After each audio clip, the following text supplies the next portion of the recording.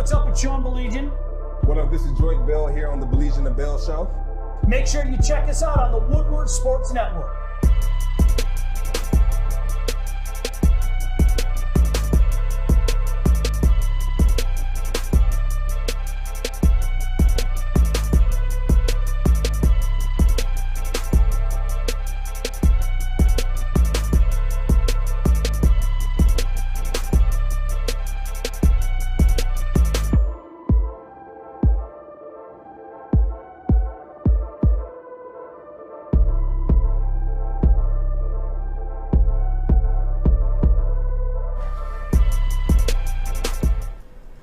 What is up? So glad you could join us. It is a Friday morning. Hope everything is well. He's Joyke Bell. I'm Sean Baligian. It's not just any Friday, Joyke. It's a... Freestyle Friday. There you go. Freestyle Friday. Give me some bars. What you got for me? Put up for your L-Town. You know what? You caught me off guard. L-Town wasn't ready. I'll come up with something. Right. I'll come up with something. I'll drop some knowledge intro. Later on. You know, we're gonna hit the booth. I'm gonna be the producer. I'm gonna come up with the beat. We're gonna have Sean on the ones. We're gonna have Sean on the mic. We're gonna figure it out. Time to make it a great day, Scott. I love it. It's absolutely time to make it a great day. That sounds very good.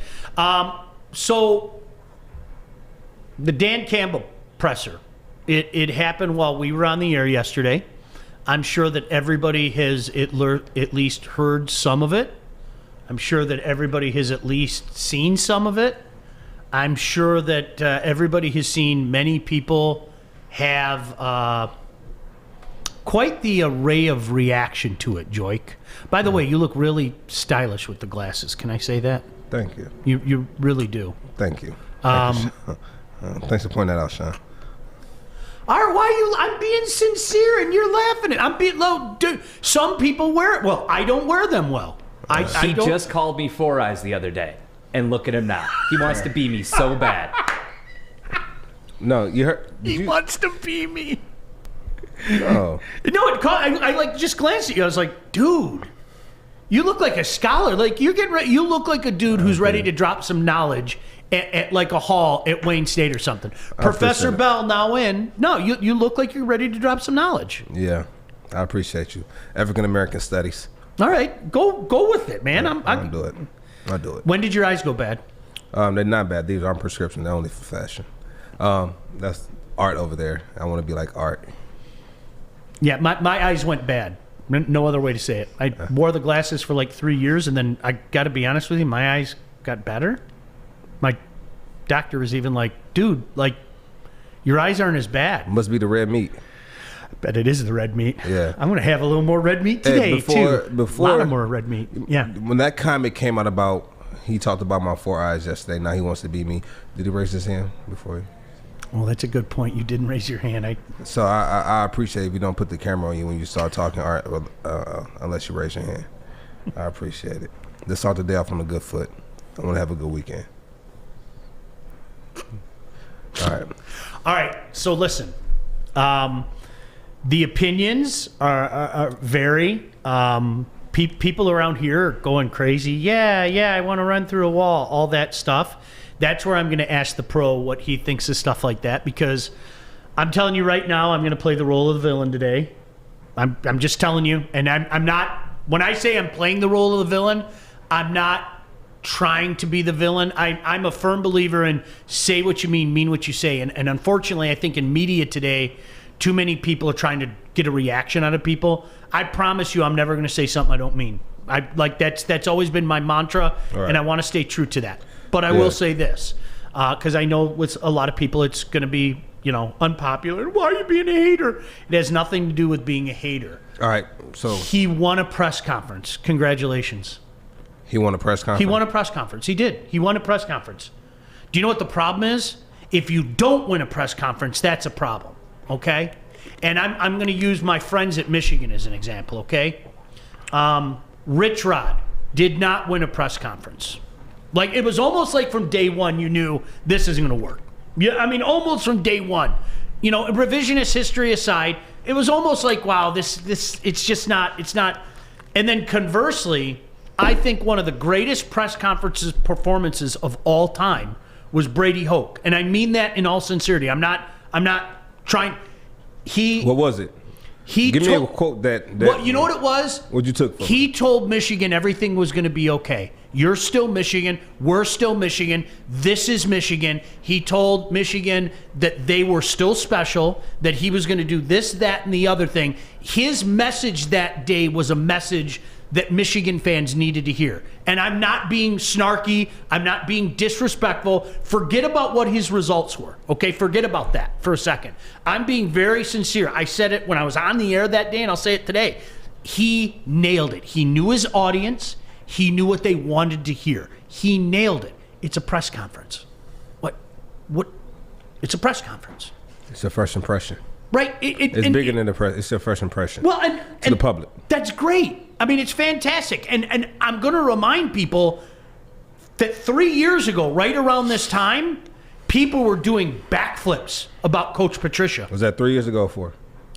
3, right? 4. 17, right? Yep. No, wait. No. It was January of 18, wasn't it? Wasn't it January of 18?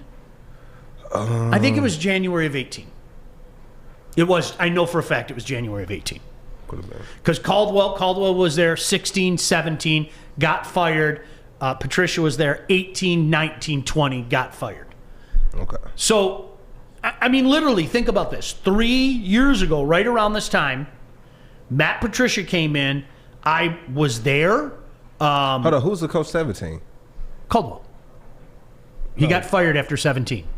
He got fired after 16. He got fired after 17. 17. Okay. Yeah, you guys made the playoffs in 16, remember? We made the playoffs. Yeah, lost to Seattle. Right. And then 17, he went 9-7, got the boot. Yeah. So, regardless, okay? He did. People went... Fired a guy after 9-7. Look at that. Yeah, people went nuts over Matt Patricia. Went nuts. I was at the presser. He seemed so personable.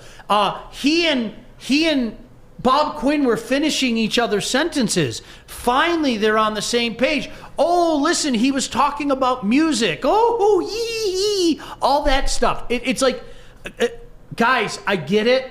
It was fun to hear a guy come here and talk about that which he knows and that which we want to hear, but that's all it is. It's a press conference. For now. You better win your press conference. But I don't get any, there's no added hope whatsoever watching the performance from Dan Campbell yesterday. Nothing. It did nothing for me. Zero. Zilch. Sorry. And Art just gave me the dirty look like I'm the villain, and that's okay. I told you, I'm willing to be the villain today. Why? I mean, why are you so tough on him? Just same on?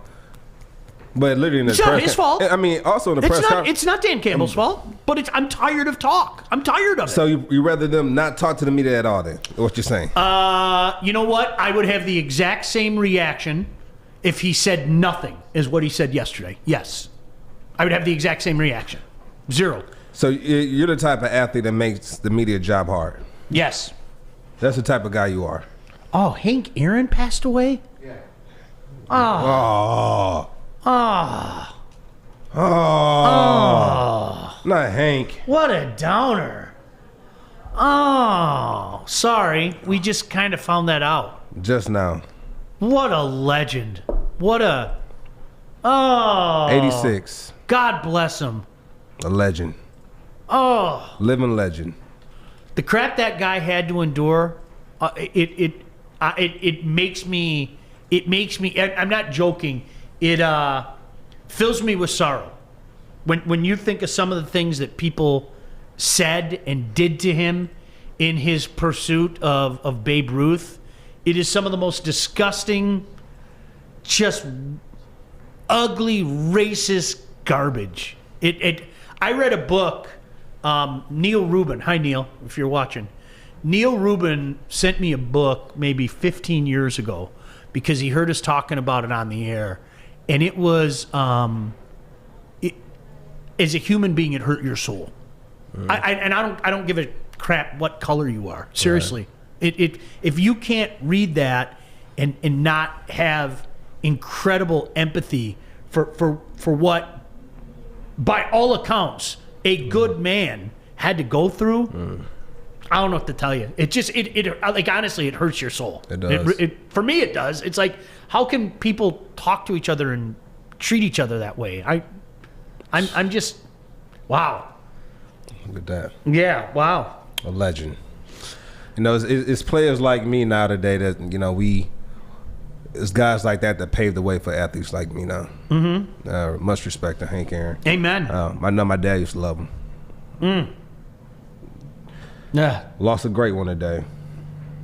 Slow up 2021. Slow up. Ease up a little bit. Ease up. All right. Now, let's get back to it.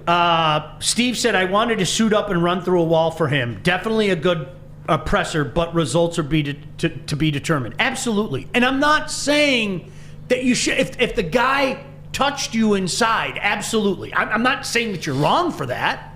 Like, if he touched you and got you all fired up and all of a sudden you went downstairs and it was like the Rocky IV montage. Your heart was on fire and you're working out like Rocky downstairs because Coach Campbell got you all fired up. That's wonderful. That's great. I'm telling you, for me, I don't give a damn about winning press conferences. I've watched coaches win press conferences forever. I sat in the second row 3 years ago and watched Matt Patricia and Bob Quinn kill a press conference. I brought up our man Brady Hoke. Brady Hoke told Michigan fans everything they wanted to hear. You're still special. This is Michigan. You know, all that crap, okay? At the end of the day, I'm sorry, talk is cheap. Don't tell me what you're going to do. Go do it. And that's kind of where I'm at. And that's not, Joik, you bring up a great point. That's not an indictment on Dan Campbell. No, it's not. That is not Dan Campbell. I love this. What did Scott say? Scott, you had a great line a few minutes ago. If winning the press conference mattered, then every preacher on TV on Sunday morning should be a head coach. Thank you. I'm sorry. Talk is cheap. I'm raising my hand. Is that okay? Yeah. Okay. I feel like you've been hurt a lot. And think? I feel like it's... You think? It's the... Yeah. I think what I can make it equivalent to is like, you've been told by your ex for so long, I'm going to make things better, I'm going to make things better, and it's more of the same, more of the same. Would you compare that to this? Like, you've heard the talk for so long that you're not even going to get confident or happy about this press conference until you see the action behind the words. Well, you know what it comes back to, Art? Like I said, I don't think there's a the hire itself, that is going to make this fan base happy. I don't. I mean, short of going out and getting, I understand that. Short of going out and getting a proven stud, there is nobody whose name they were going to name that people were going to go, oh my gosh, the Lions hit a home run. What he did yesterday is maybe won some people over that were wavering. I wasn't one about this guy. Or shut people up, right? Or shut people up until the season starts. All right, let's see what he does. That's what it should be. And went from who is this guy? He's a no name. He shouldn't be here. It went from that, and after that press conference yesterday, went from that to, you know what? Let's give him a shot. Couldn't agree with you more. Let's give him a shot. Let's see what happens. You know I feel that way. What else? What else can we do? That's all you can do. What else can we do? And that's Joy. What do we have to lose? Now do you understand where I'm coming from? What do we have to lose? Because you and I just came full circle. I'm not being the villain because I agree with you. It'd be one thing if I said, this guy's going to fail. I'm not saying that, okay? I'm saying his performance yesterday, and that's what it was. He won a performance yesterday, and now you're going to be quiet. It was wonderful. And now you're going to be quiet until the season starts. That's exactly it. Okay. I do have a clip that we can play from the press yesterday if you guys want to put your headphones on. Basically, it made him seem human. Like, he swore during it, and he was talking about the kneecaps. So and I love that part of the interview. Yeah. Because that's us. And that's the type of team we need to build. Go ahead. So let me play that now. It's been battered, it's been bruised, and I can sit up here and give you coach speak all day long. I can give you, hey, we're going to win this many games. I can't. None of that matters, and you guys don't want to hear it anyway. You've had enough of that shit. So excuse my language. All right. Here's what I do know, is that this team is going to take on the identity of this city. All right, and the city's been down, and it found a way to get up. All right, it's found a way to overcome adversity. All right, and so this team's going to be built on We're going to kick you in the teeth. All right. And when you punch us back, we're going to smile at you. And when you knock us down, we're going to get up. And on the way up, we're going to bite a kneecap off. All right. And we're going to stand up. And then it's going to take 2 more shots to knock us down. All right. And on the way up, we're going to take your other kneecap and we're going to get up. And then it's going to take 3 shots to get us down. And when we do, we're going to take another hunk out of you. Before long, we're going to be the last one standing. All right. That's going to be the mentality. Joik, what are your thoughts on that? I mean, you know what? And he won me over with that one, right? And that's the, you know what? I hear what you're saying, Sean. Relax. Sorry, my knee went bad again. Yeah, I probably bit it off on my way back up. Get him, Joik! Get him, Joik! It's not me. Sometimes you just have to shut up and take the hit. That one was good. That was a good one. But what I'm saying, though, if you listen to what he's saying, I can pinpoint out games to where what he's saying is true. Cowboys games 2014, down by 3 touches. They punched us in the gut. We got up, scored a touchdown. They knocked us down again. We got up, scored again, and we just continue to do that throughout the season with 11-5. So I like his mentality. I like that his team identity is going to match the identity of the city it's in. You know what? As a fan, you can't ask for more than that. You can't ask for more than that. So I'm gonna shut up. I'm gonna sit back and I'm gonna wait for the season to start, and then we'll see. I agree with you, and we'll see what happens. I couldn't agree with you more. Now, there, I agree with you. Yeah, and that's. I'm just gonna sit back. We're gonna wait, and we're just gonna see how this coach moves within this franchise. See, you and I are taking different paths to get to the exact same place. Okay, to all the people out there that what a terrible hire. You don't know. Like, knock it off. You don't know. Stop it. All right? There'll be plenty of time to say, I told you so in a year or 2 years or 3 years, okay? Today, on January 22nd, 2021, you don't know, okay? Period, end of story. But, Joik, I'll go back to you and I and our 2 different paths. You're taking the I'm fired up path to get to the let's wait and find out. Okay, it's always been that for me. I'm taking the path of I'm sorry. I've heard it all before. I've heard there is nothing new other than biting kneecaps. But I did hear that before in a movie. There is nothing new there that I haven't heard before. Okay, but we're ending up at the exact same place. It's like MapQuest gave us 2. I showed my age. MapQuest gave us 2 different routes to get to the same place. We're getting there. But, and it's funny because I like what Steve said here. It sounds almost sounds like a college professor. He said what common fans want to hear. Yes, he played to his audience. You should win the press conference. I'm not telling you not to go win the press conference. So what are you saying? The issue. Why are we talking about the press conference then? That's all we got to go off of. Because people are going crazy over nothing. Over words. Over words? Over words. They're bringing hope. What's the only thing that's bigger than fear? Hope. What human emotions is the only? What's the only human emotion? Don't you? Bigger than aren't fear? You listening to your coach? Hope. Aren't you listening to your coach? Hope is not a strategy. Hope is not a strategy. Sorry. I'm just saying. But for fans, that's all we got. Do you want to hear Campbell's opinion on Stafford, and would you like me to play that clip? Yes, I like that as well. Okay. Yeah, you know what? And he kept it open-ended. All right, we'll play the clip now. So that's another one we're going to talk about. You know, I need to sit down with Brad. I mean, we've had discussions, but here's what I'd say about Matthew is, man, he's a stud. All right, he's a stud. He is one of the toughest quarterbacks you'll ever see.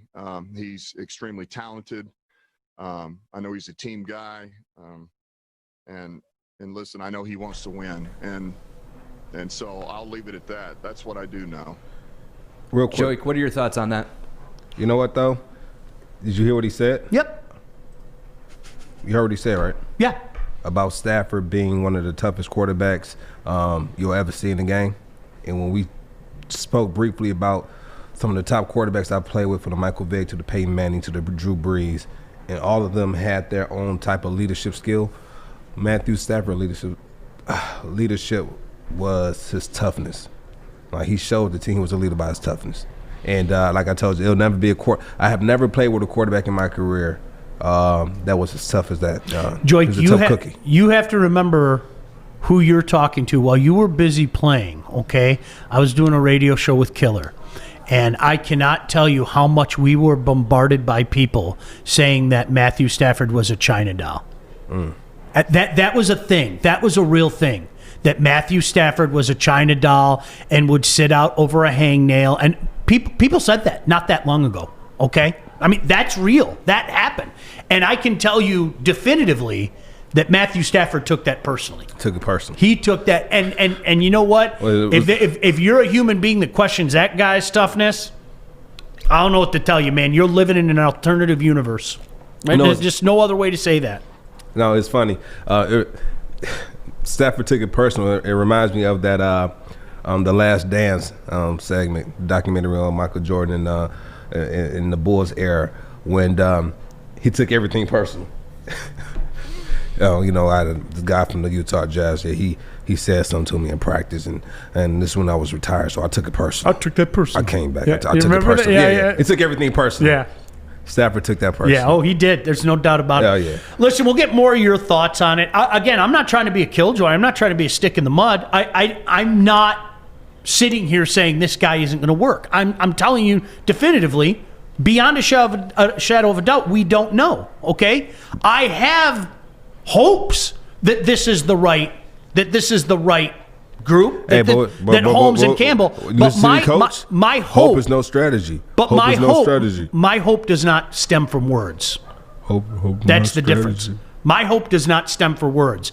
I'm not in my high school locker room having coach yell at me. I'm sorry. That's what that was to me yesterday. Is that what it was to you yesterday? It's high school coach trying to fire everybody up. It's Friday night and we're playing our rival across town, and you guys hate these guys from Churchill, and we're going to get them and bite their kneecaps. Sean, what do you want from this man? Coach, let's go get the cheerleaders. What do you want from this man, Sean? What do you want from him? What do you want from him? All right. What can he do now? As a former player, does that Johnny High School rah-rah stuff work with you? Yes. Okay. Cool. There's your answer. I mean, if that works for a former player, yeah. I just think it's Johnny rah-rah high school stuff. I mean, I don't get rah-rah high. That's never been my cup of tea. Like, I don't rah-rah and I've never been that guy, but I've always been a guy, because we feel like in this league, if you need someone to come and it's certain games to where you don't need anyone to come and talk to you. It's certain games like that. Like the game, we play the Bears, we don't need that. We play the Vikings, we don't need that. And we definitely don't need that when we play Green Bay. We don't need it. Yeah. Right? Now you can give a speech, right? But we know, right? It's certain games that you play is just a tradition, and you go into those games with the mindset of, I got to bring it today. I love what Steve said. Steve, you said it better than I can say it. He said the right thing, but it ain't for me. That's exactly it. He nailed the press conference, okay? But my hope in Dan Campbell is not based on his press conference yesterday. My hope in Dan Campbell is what's on his resume. What he's learned from the New Orleans Saints. What he's learned under the tutelage of Coach Payton. My hope for the Detroit Lions is based on Brad Holmes and what he's done with his drafting and scouting. Don't come over here with that New Orleans Saints. No, don't come over here with that. We don't have those type of athletes. You don't want to do it the Saints way? No. I'm sorry. That was there and it hurt. No.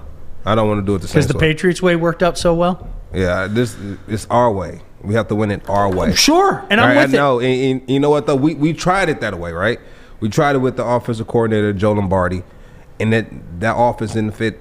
It didn't fit us. Well, that was Lombardi's fault. I mean, it just didn't fit us, right? Mm-hmm. Yeah, and then when you have this type of athletes, we just got to get the balls in their hands and make and put them in open field and let them make plays, right? But you know what I'm saying. I am not buoyed by his press conference yesterday. I'm buoyed by Dan Campbell, the coach, and what he's been able to accomplish on the football field. His words don't mean a gosh damn thing to me.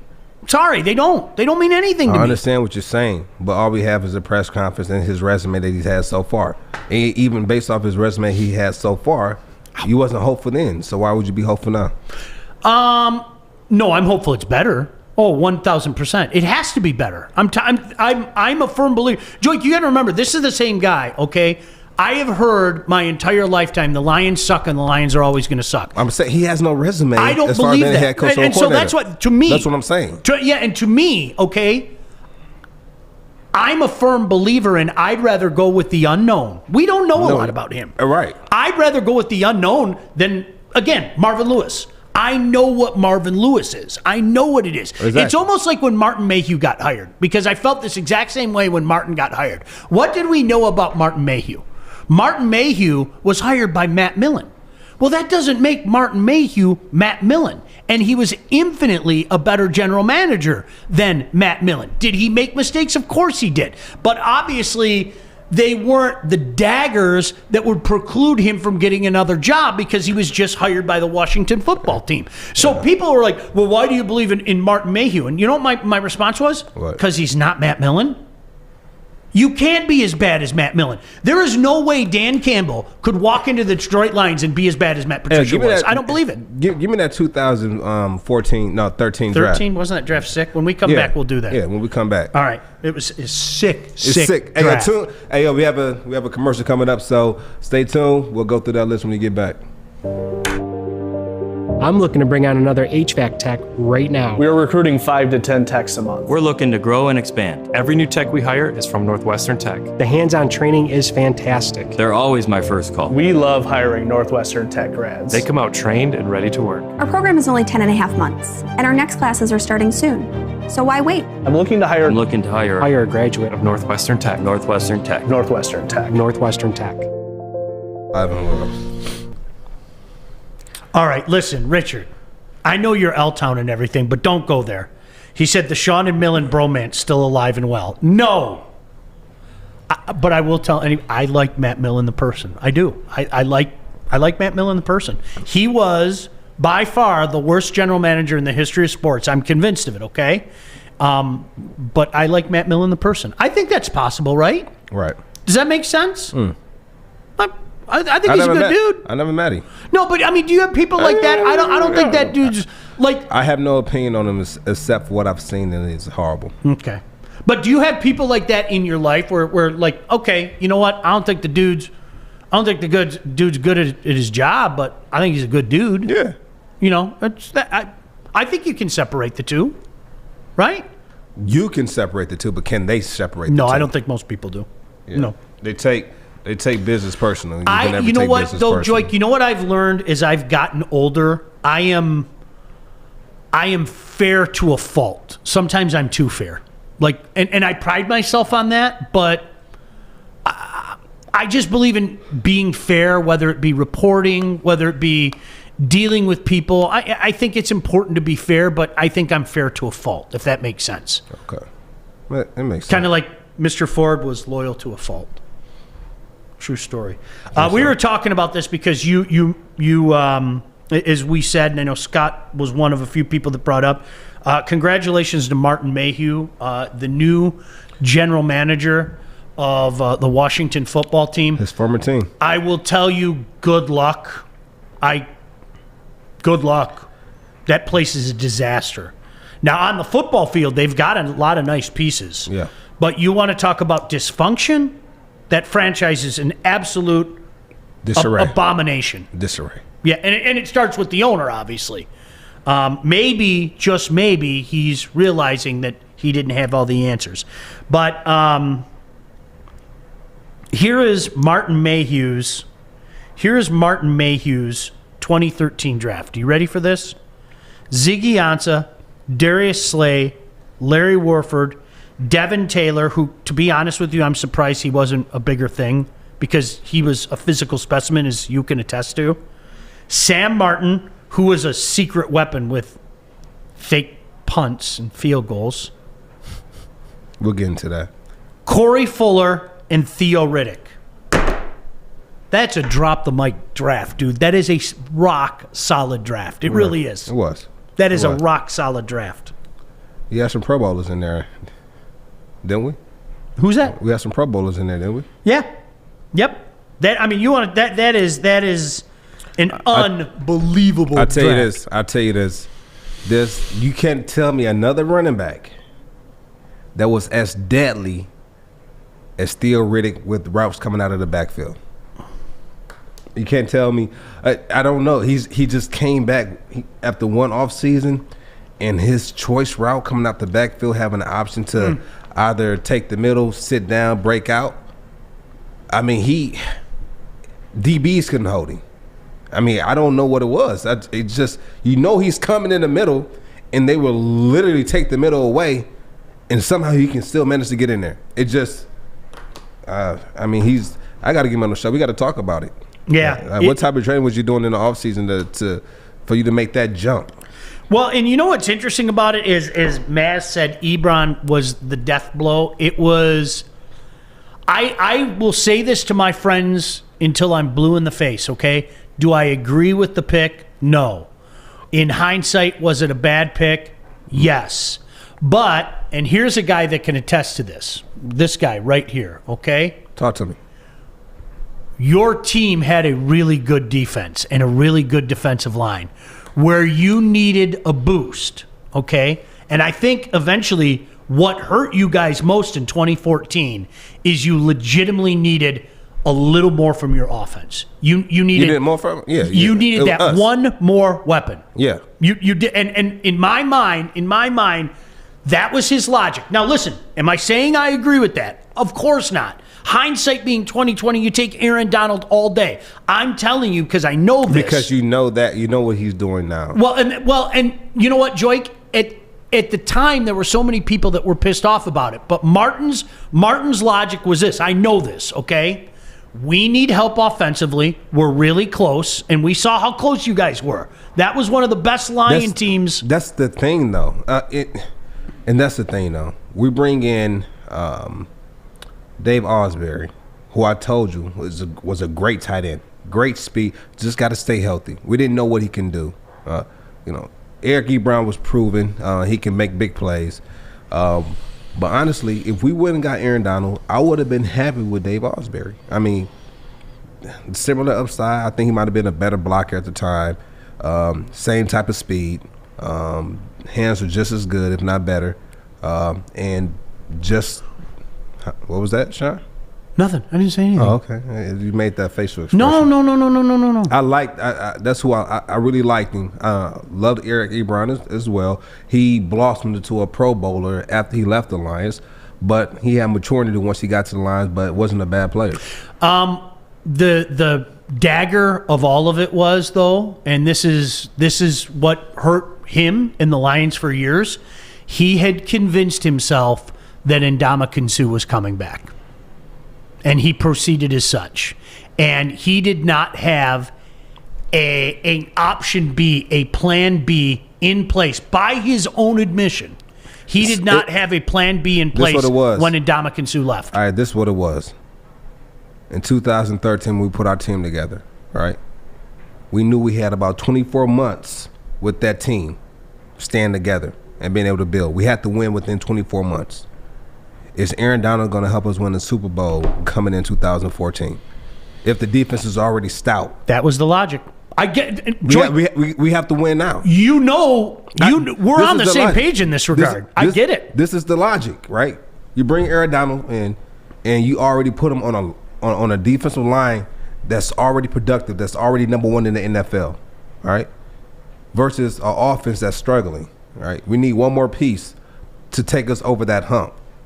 Now we have to win now. We bring this guy in now.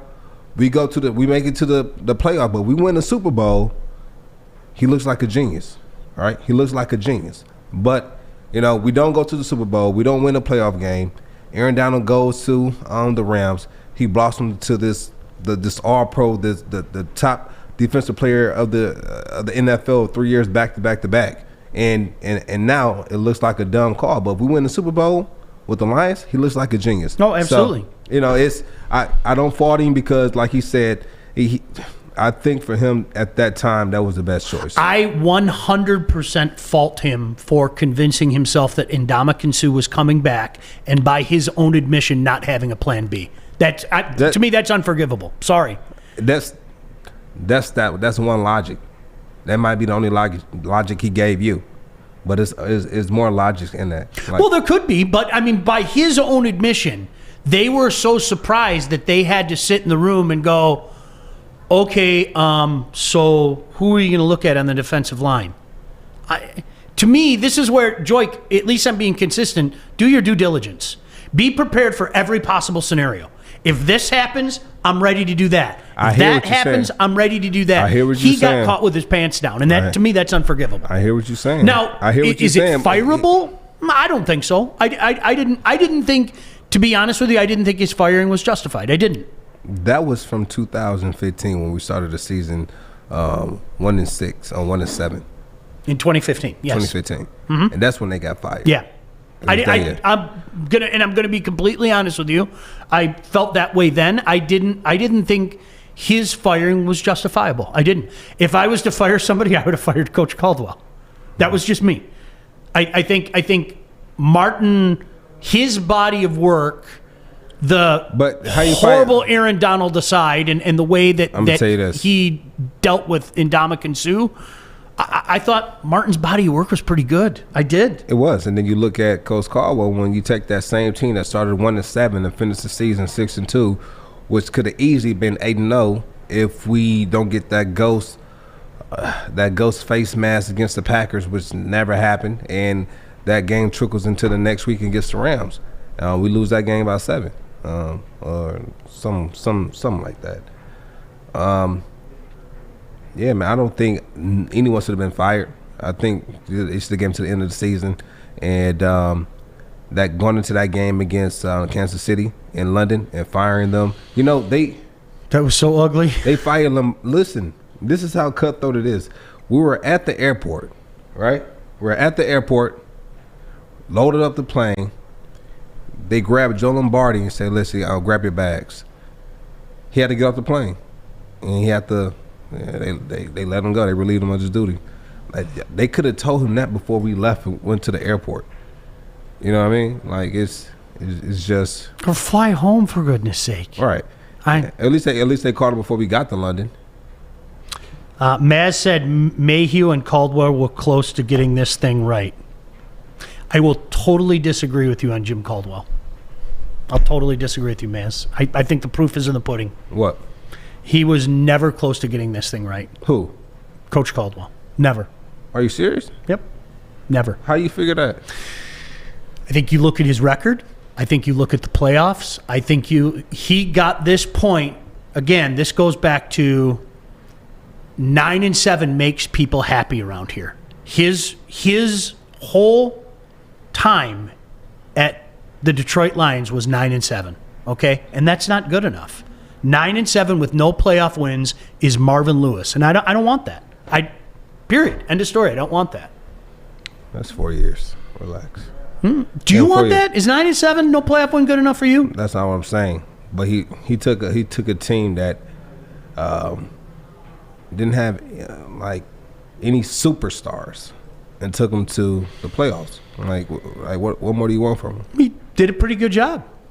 He did. Right. You know what? What more do I want from him? I want playoff wins. Is that all you want? Do you want a Super Bowl? I want a Super Bowl. All right then. But to get a Super Bowl, you need playoff wins first. And if you don't get any playoff wins, bye-bye. All right, you need regular season wins first before you get to the playoffs. Yep. All right, so he was getting us to the playoffs. So eventually we're going to win. You got to get to the playoffs first. Correct? Yeah, you do have to get to the playoffs. And how first. do you get to the playoffs? You win enough games to get in the playoffs. 97 is not good enough? No. Oh, okay. Nope. Oh, I swear. What was the Washington football team record this year? 7-9. 7-9.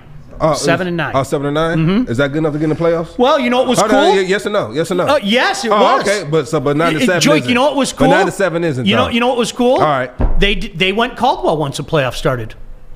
I mean, if you're happy just getting into the playoffs, go have a parade. They were you competitive. You should have a playoff parade. Let's have the playoff parade. They played a great game. Oh, isn't that great? They played a great game. We'll give them extra oranges after the game. Yeah, that's fine. Congratulations, guys. You get extra oranges. They were outmatched. They were outmatched. They're playing against Tom Brady to get with a third stringer who was in school. Matter. What are you talking about? And they competed. You know what they should do? They're right there. They should hang a banner. Washington football team 2020 playoffs, we competed. No! That's what you need. And hold up. It's funny that just earlier this week, I just want a team that's competitive. I just want a team that's competitive. And now you have a team that's When competitive. you're building up, yes. But if you're We're building up. Joy, you're absolutely right. But you know what you're doing? You're going here on the path. The Detroit Pistons are here. The Detroit Red Wings are here. They aren't good. They aren't going to win a lot. I want to see fight. I want to see compete. If you're telling me your high water mark is 9-7 and getting hammered in the playoffs, You know I what's give funny? you the middle finger. Their Later, offense was- best of luck someplace The else. offense was terrible. The offense wasn't good this year. Defense played lights out. They're missing a piece. Right? They're missing a piece. They're missing a piece. They're missing a piece, Sean. You're pulling your hair out, Sean. I need you to relax. Calm down. Hey, take a dip. Take a dip right now. I will in a minute. Take a Trust me. dip. Love this version. I'm of gonna Sean in a minute. Take a dip. This love is such a song. defeated loser town. Like this mentality, there's no other way to say it. It's You are not a loser defeated town. losers No, it's if not. you like 9-7. You are. You're It's not- defeated losers. No, it's winning games I'm to get to done the playing playoffs. around. Winning Hey. games. We went 9-7. Break up Woodward. Yeah. Hey, Woo. Hey, talking to the mic. Gosh. People Talking to are the nuts. mic. Talking to the mic, Sean. Relax. Relax. Do some push-ups. Do some push-ups. What I'm saying is, let's get to the playoffs. How do you get to the playoffs? You win games. How do you win games? You put your players in position to make plays, right? Washington football team made it to the playoffs with having pieces to the puzzles missing on offense, right? You bring Martin Mayu in. You bring Martin Mayu in. He brings in those pieces on offense that we what we need. You bring in some more depth on defense, and we go from there. But it's not a mentality. It's getting to the playoff is the first step.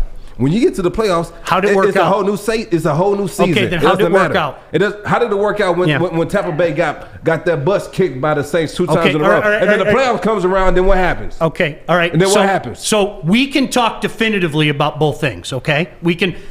Tampa got their butts kicked early on, and then they got good. I can tell you without hesitation, that Jim Caldwell went 9-7 as a coach here with the Detroit Lions and didn't win any playoff games.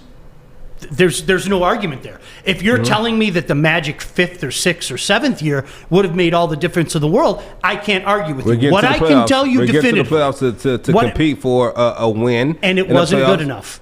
Hey, Do you want to win the happens. Super Bowl? Do you want to win the Super Bowl? hey, but how do you win the Super Bowl? You got to We win regular all season. want the Super It's Bowl, one okay? step at a time. You looking at the bigger picture, but you don't want to go through the process. Everybody wants to just win. Everybody wants to win. No one wants to go through the process of what it takes to be a winning organization. So how many years Nobody- should we have given Caldwell then? As many as it took, as long as he's So, winning. as long as he was winning. As long as so he's winning. we should have kept him at 9-7. What was Marvin Lewis' record with the Bengals? 131, 129, and 3. All right, is that 9-7? Is that 9-7? No, it's not. He also went to the playoffs 7 times. That's him. Hooray! So let's hire him. So that's what we're doing. We're basing another man's success off of another man's success. That's what we're doing. We're not. You know, have Coach Caldwell ever won a Super Bowl? He lost in the Super Bowl, right? Didn't he lose in the Super Bowl? Was To he New there? Orleans. He lost to New Lost to Orleans. New Orleans. Yeah. But did he win one with Dungy? I don't think he's the head coach. No, not the head coach. But he has one. Yeah. Did he win any playoff games with the Colts? Yes, he won 2, right? All right then. So how do we have this logic that he's not a winning a coach in the playoffs?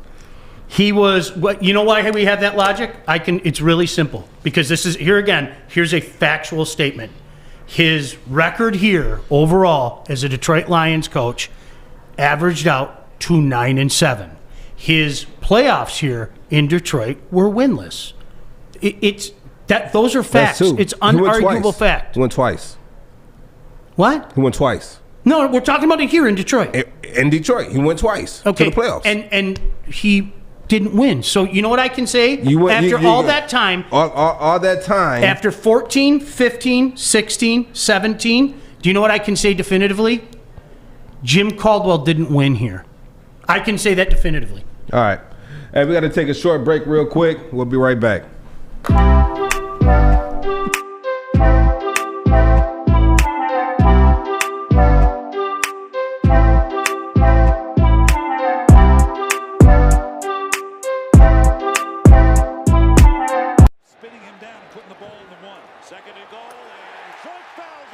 the touchdown.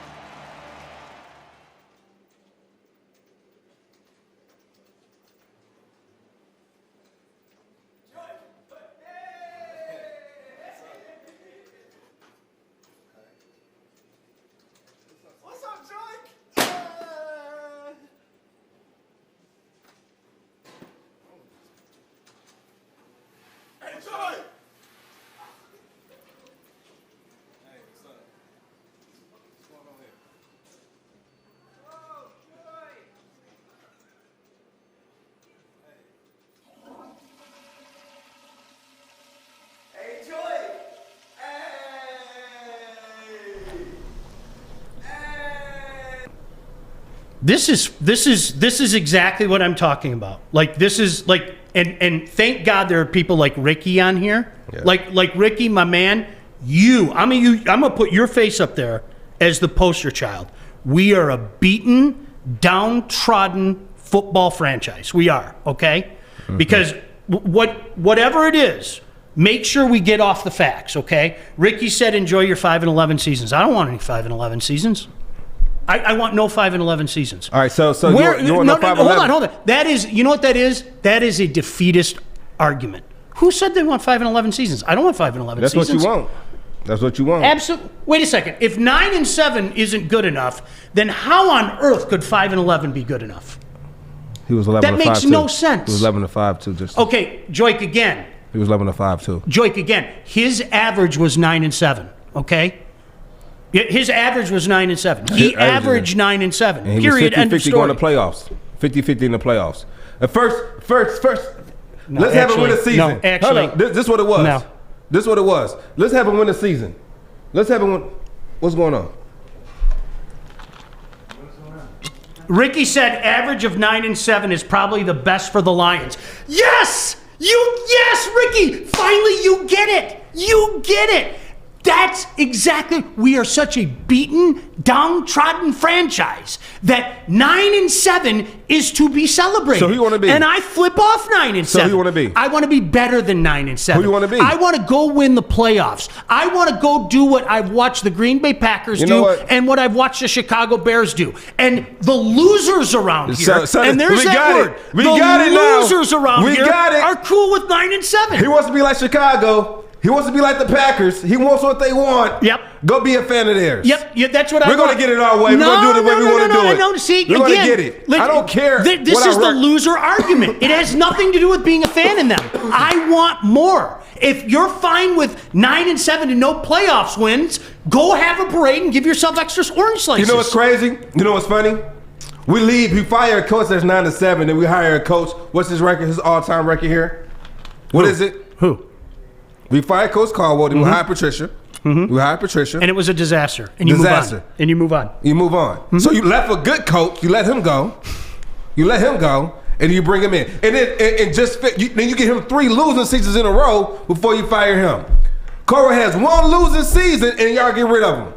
We get rid of him. 9-7 is great, man. That's not what I'm saying. Because it's the That's not what I'm saying. No, do you know what the biggest? No. That's not what I'm saying. No, but do you know what it is? Let me get this out. Coach Schwartz had 2 losing seasons in a row, then they let him go. He didn't even have a losing season. He had 2 winning seasons in a row, and they let him go. Who? Coach Call. He went 9-7, 9-7. They fired him. Exactly. After those 2 seasons. Right. Patricia was. We can't have Can we have a losing season and fire a coach? I know. Oh, okay. Who fires a coach having to win a season? Because going to the playoffs. You know what I loved about Bob Quinn? Because it is. Do you know what we do here? I feel like that was a cop out to get your guy in here. No. Do you know what we do here in Detroit? And you're all guilty of it. You're guilty of it right now. Ricky and some other people are guilty of it on Facebook. Do you know what we're guilty of? We compare the Lions to the Lions. Now think about how stupid that is. I love the Lions. The Lions are the worst franchise in my lifetime. I love the Lions. Both things can be true. I can love the Lions, and the Lions are the worst franchise in my lifetime. Both things can be true. Both things are true, okay? So what do we do? What do we do? We compare the Lions to the Lions? Why aren't we comparing the Lions to the rest of the National Football League? Why aren't we comparing the Lions to the teams in our division that have gone to the playoffs, that have won Super Bowls? Why on earth are we comparing the Lions to the Lions? When the starting bar, do we all agree the Lions have been one of the worst franchises in the National Football League? Yeah. It hurts us to say it, right? I don't like saying it. I don't like saying it. That's in the Super Bowl, in the Super Bowl area. So what do we do? Think about how poor this logic is. We are comparing the Lions not to a bar up here. We're comparing the Lions to a bar down here. Please tell me you understand that doesn't make sense. That's not what I'm saying. The bar is so low. That's not what I'm saying. No, I know you're not, but I'm watching people do. The bar is so low. The bar isn't low. The bar isn't low because 9-7 is great. No, 9-7 is not great. That's not what we're saying. We're not saying it's great. That's not what we're saying. What we're saying is we had a quarterback, right? I'm sorry, we had a head coach that was getting us to the playoffs, which we haven't been to consistently in a while.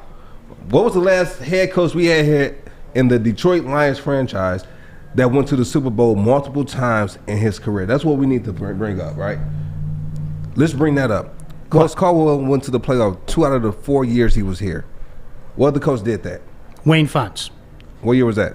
Wayne Fontes went in 91, 93, 94, 95, and then he got fired after 96. And what was the record in 96? 6-10, if I'm not mistaken. After a losing season. Fact check me, Art. And funny thing is, that was after what? A losing season. Mm-hmm. Caldwell goes to the playoffs in 2014. Mm-hmm. Goes to the playoffs 2016. Has the line. They go 9-7, a winning season, and then they fire him. Mm-hmm. And then they bring in another coach, and they don't make it to the playoffs again. So let me ask you this, and I'm not trying to be a smartass when I say this. Until either A, he has a losing season, or B, he has a losing season. He has to have a losing season, and or go to the playoffs. I would say at least go to the playoffs like 2 or 3 times. So that you just answered my question, and it wasn't the answer I wanted. But it's no. I'll ask you anyway. Okay, can I ask you? Yes. So how long do we give Coach Caldwell then to keep going 9-7 and make the playoffs and not win a game? Do we just keep him forever if that's what he is? Do we keep him for 7, 8, 10, 12 years? How long do we do that? Until we find a coach that's proven. Until we find a coach that's proven to go to the playoffs and win. Not bring in a guy who's never been a head coach and led a team to a playoff or a playoff win. Not bringing in guys that, they've been part of different winning franchises, but they have none of their own. I'm going to play a game of pretend. Now you can do that. You can do it. And sometimes it works out. Sometimes it doesn't. It starts with talent, and there's been a talent problem with this team forever. How much better do you think Coach Caldwell does under the circumstances of the last couple of years? And by the way, he's a far better coach than Matt Patricia. Let's get that out of the way. Coach Caldwell, to me, I'll use the Piston analogy. Do you know what Coach Caldwell was? Coach Caldwell was the guy before the guy. You know what you're going to get out of Coach Caldwell? He's a classy man. I have much respect for Coach Caldwell. Those are not just words, okay? But Coach Caldwell was never going to put you over the top, ever. It wasn't going to happen. It was never going to happen. How do you figure that? Because I looked at his 4 seasons here, and I saw 9-7. That's what he was. 9-7 and no playoff wins. And somebody actually said, you have to remember, he put us in a position to beat the Cowboys. We're so beaten here. Hooray! We lost to the Cowboys. What? No. What? We're not gonna go there. What we're gonna do here is talk about the talent issue we had, even when they went to the playoffs in 2016. Did you think they were gonna make the playoffs that year? No, I thought 8-8. Right. I was pleasantly surprised, especially. Right. But I was pleasantly surprised. He exceeded your expectations. Well, no. He exceeded it. No. Yes, he did. You thought he was going 8-8, and they went 9-7. Because you know what? He was riding that 9-7 train in a playoff loss when it mattered. I mean, you have to remember as well. Let's not forget they were 9-4 that year. And they got hammered their last 3 games to turn that Brinks truck around and back right into the playoffs. Sorry, that's the nature of the beast. beep, beep, beep, beep, backed right into the playoffs, man. And got right in there too. And they got hammered by the Seahawks. And I'm sorry, that's not there. cause for celebration. Hey, I was there. I was on the team. I know you were. Relax. But you know what I'm saying, Joy? I'm sorry. Let me good ask shot. you something. Keep bringing back these memories. After the game, did you guys go, man, we had one heck of a season. We went 9-7, and we just got hammered by Seattle. No. Then why should I do that? Then why should I do that as a fan? Why should anybody do that? I mean, nobody. You want more. You aspire for more. As great as your last year was at Wayne State, okay? And I get it's a process. As great as your last year was, okay? Didn't you want more? You guys laid the foundation for something really special, okay? We did. There's no question, but you need to move up from that point in time. And the next year, they win the GLIAC. And the year after that, they go to the championship game. Aspire for more. And honest to God, you guys listen to yourselves. Nobody's aspiring for more around here. But we are. We should scream in one unified voice, 9-7, and a playoff loss isn't good enough. I just don't like your attitude. I just have a question. I hope we're still friends. I don't like your attitude right I'm now. sorry. You know what, man? We have a coach in here that's turning us into a winning franchise. A winning franchise, and you're not happy with it because you don't want to give him time to help get the pieces he needs to turn this into a playoff winning franchise. It's baffling to me. It's baffling. All right, one of your teammates is on there, okay? Bill Bentley, can I get your thoughts? You played. Was there anybody in that locker room? I'd love to ask Matthew Stafford. Hey, Matt, what's up? Were you cool with the Caldwell era? Weren't we all left wanting more? That team in 2014 was special. That was a damn good team. It was a damn good team. You should have beaten the Dallas Cowboys. You didn't beat the Dallas Cowboys. I'm sorry. I'm not gonna do backflips over it. Listen, the way you talking right now, I'm thinking you done took a couple shots of this. I do need a couple shots. Trust me. I feel like you done already took a couple shots. I'm not even gonna call him anymore. I don't want you mad at me. He can come in. I'll call him in. Right. But I want to finish. I want to get this off my chest. So, go ahead, Art. I just want to, Sean, what would you be happy with Campbell coming in? What record? Obviously, yeah, Super Bowl win right in the first year would be great. This year, no, it's all about expectations, okay? This isn't a good team. This is not a good team. They don't have enough talent in this room. They do not have enough talent in this room. Did you hear what he said? Did you hear what he said? Did you just hear what he said? He said it's about expectations, and this is not a good team. No. He expected Caldwell to go 8-8. They went 9-7 and made the playoffs. But I'm not going to celebrate 9-7. Exceeded. How is that? I didn't say That's not that difficult to figure out. Celebrate. I did not say celebrate it. I did not say celebrate it. So what should I do? He says, okay, he exceeded my expectations. Let's give him another try. All right, let's give him another shot. You know what, let's give him another shot. He took a team you didn't even think was going to make the playoffs. He took a team that you didn't even think was going to make the playoffs, and they took him to the playoffs. But he sits there with that smug look on his face and talks junk about my coach, my head coach that I love, that I respect. Joik, I'm going to come correct. Are you ready? Coach Caldwell, this is a message for you. I didn't think... No, you don't talk to him. You talk to him through me. Okay. Coach Caldwell, this is a message to you through Joik. I didn't think that you were going to go 9-7 in 2016. I thought you'd go 8-8. You exceeded expectations by a game. You went 9-7. You made the playoffs. Congratulations. And it's not even close to being good enough. Good luck to you in your next coaching job. Maybe their fan base will appreciate and love 9-7 like our loser fan base does. But it's never going to be not good enough for me. All the best to you. I think you're a good man. I found out how much we miss you when Matt Patricia came here, but I don't miss your results. All the best. Mwah. Is that a good message? No, I don't like it because I feel even like blew kisses. I feel like you were patronizing my guy. I was patronizing him We immensely. don't want none of that. Immensely. I was patronizing him. Yeah, we know that, so we don't accept that. I think you need to keep your comments to yourself when you're talking to the man, known as Jim Caldwell. So we're gonna move. Coach Caldwell. I'll sing like a Gregorian chant for him. Who's the 9 and 7 Hey, who's the is winningest never coach good in enough. Lions history? Who's the winningest coach? That's what I'm talking about. What are we celebrating? What are we doing? Who's right behind him? What are we Who's doing? right behind him? We're celebrating mediocrity. Maze, who's right behind? Is that that's not mediocrity? No, it's not. Yes, it is mediocrity. No, it's not. No, it's not. I don't think he realizes how hard it is to win a game in the NFL. I think he just Coach wakes up. Caldwell knows exactly how hard it is to win a playoff game in the NFL. Yeah, it's hard This to win games. franchise knows how hard it is to win a playoff game. A lot of franchises feel that way in certain years, But Wayne Foster's here for however many years, and you give Caldwell 4 years, right? Mm-hmm. If you give him more years here, he's definitely the winningest coach in Lions franchise history, and he's going to win us a playoff game, and we're going to go farther in the playoff with more pieces. That's just how I feel about it. Mm-hmm. That's just how I feel about it. And monkeys are going to fly out of my butt.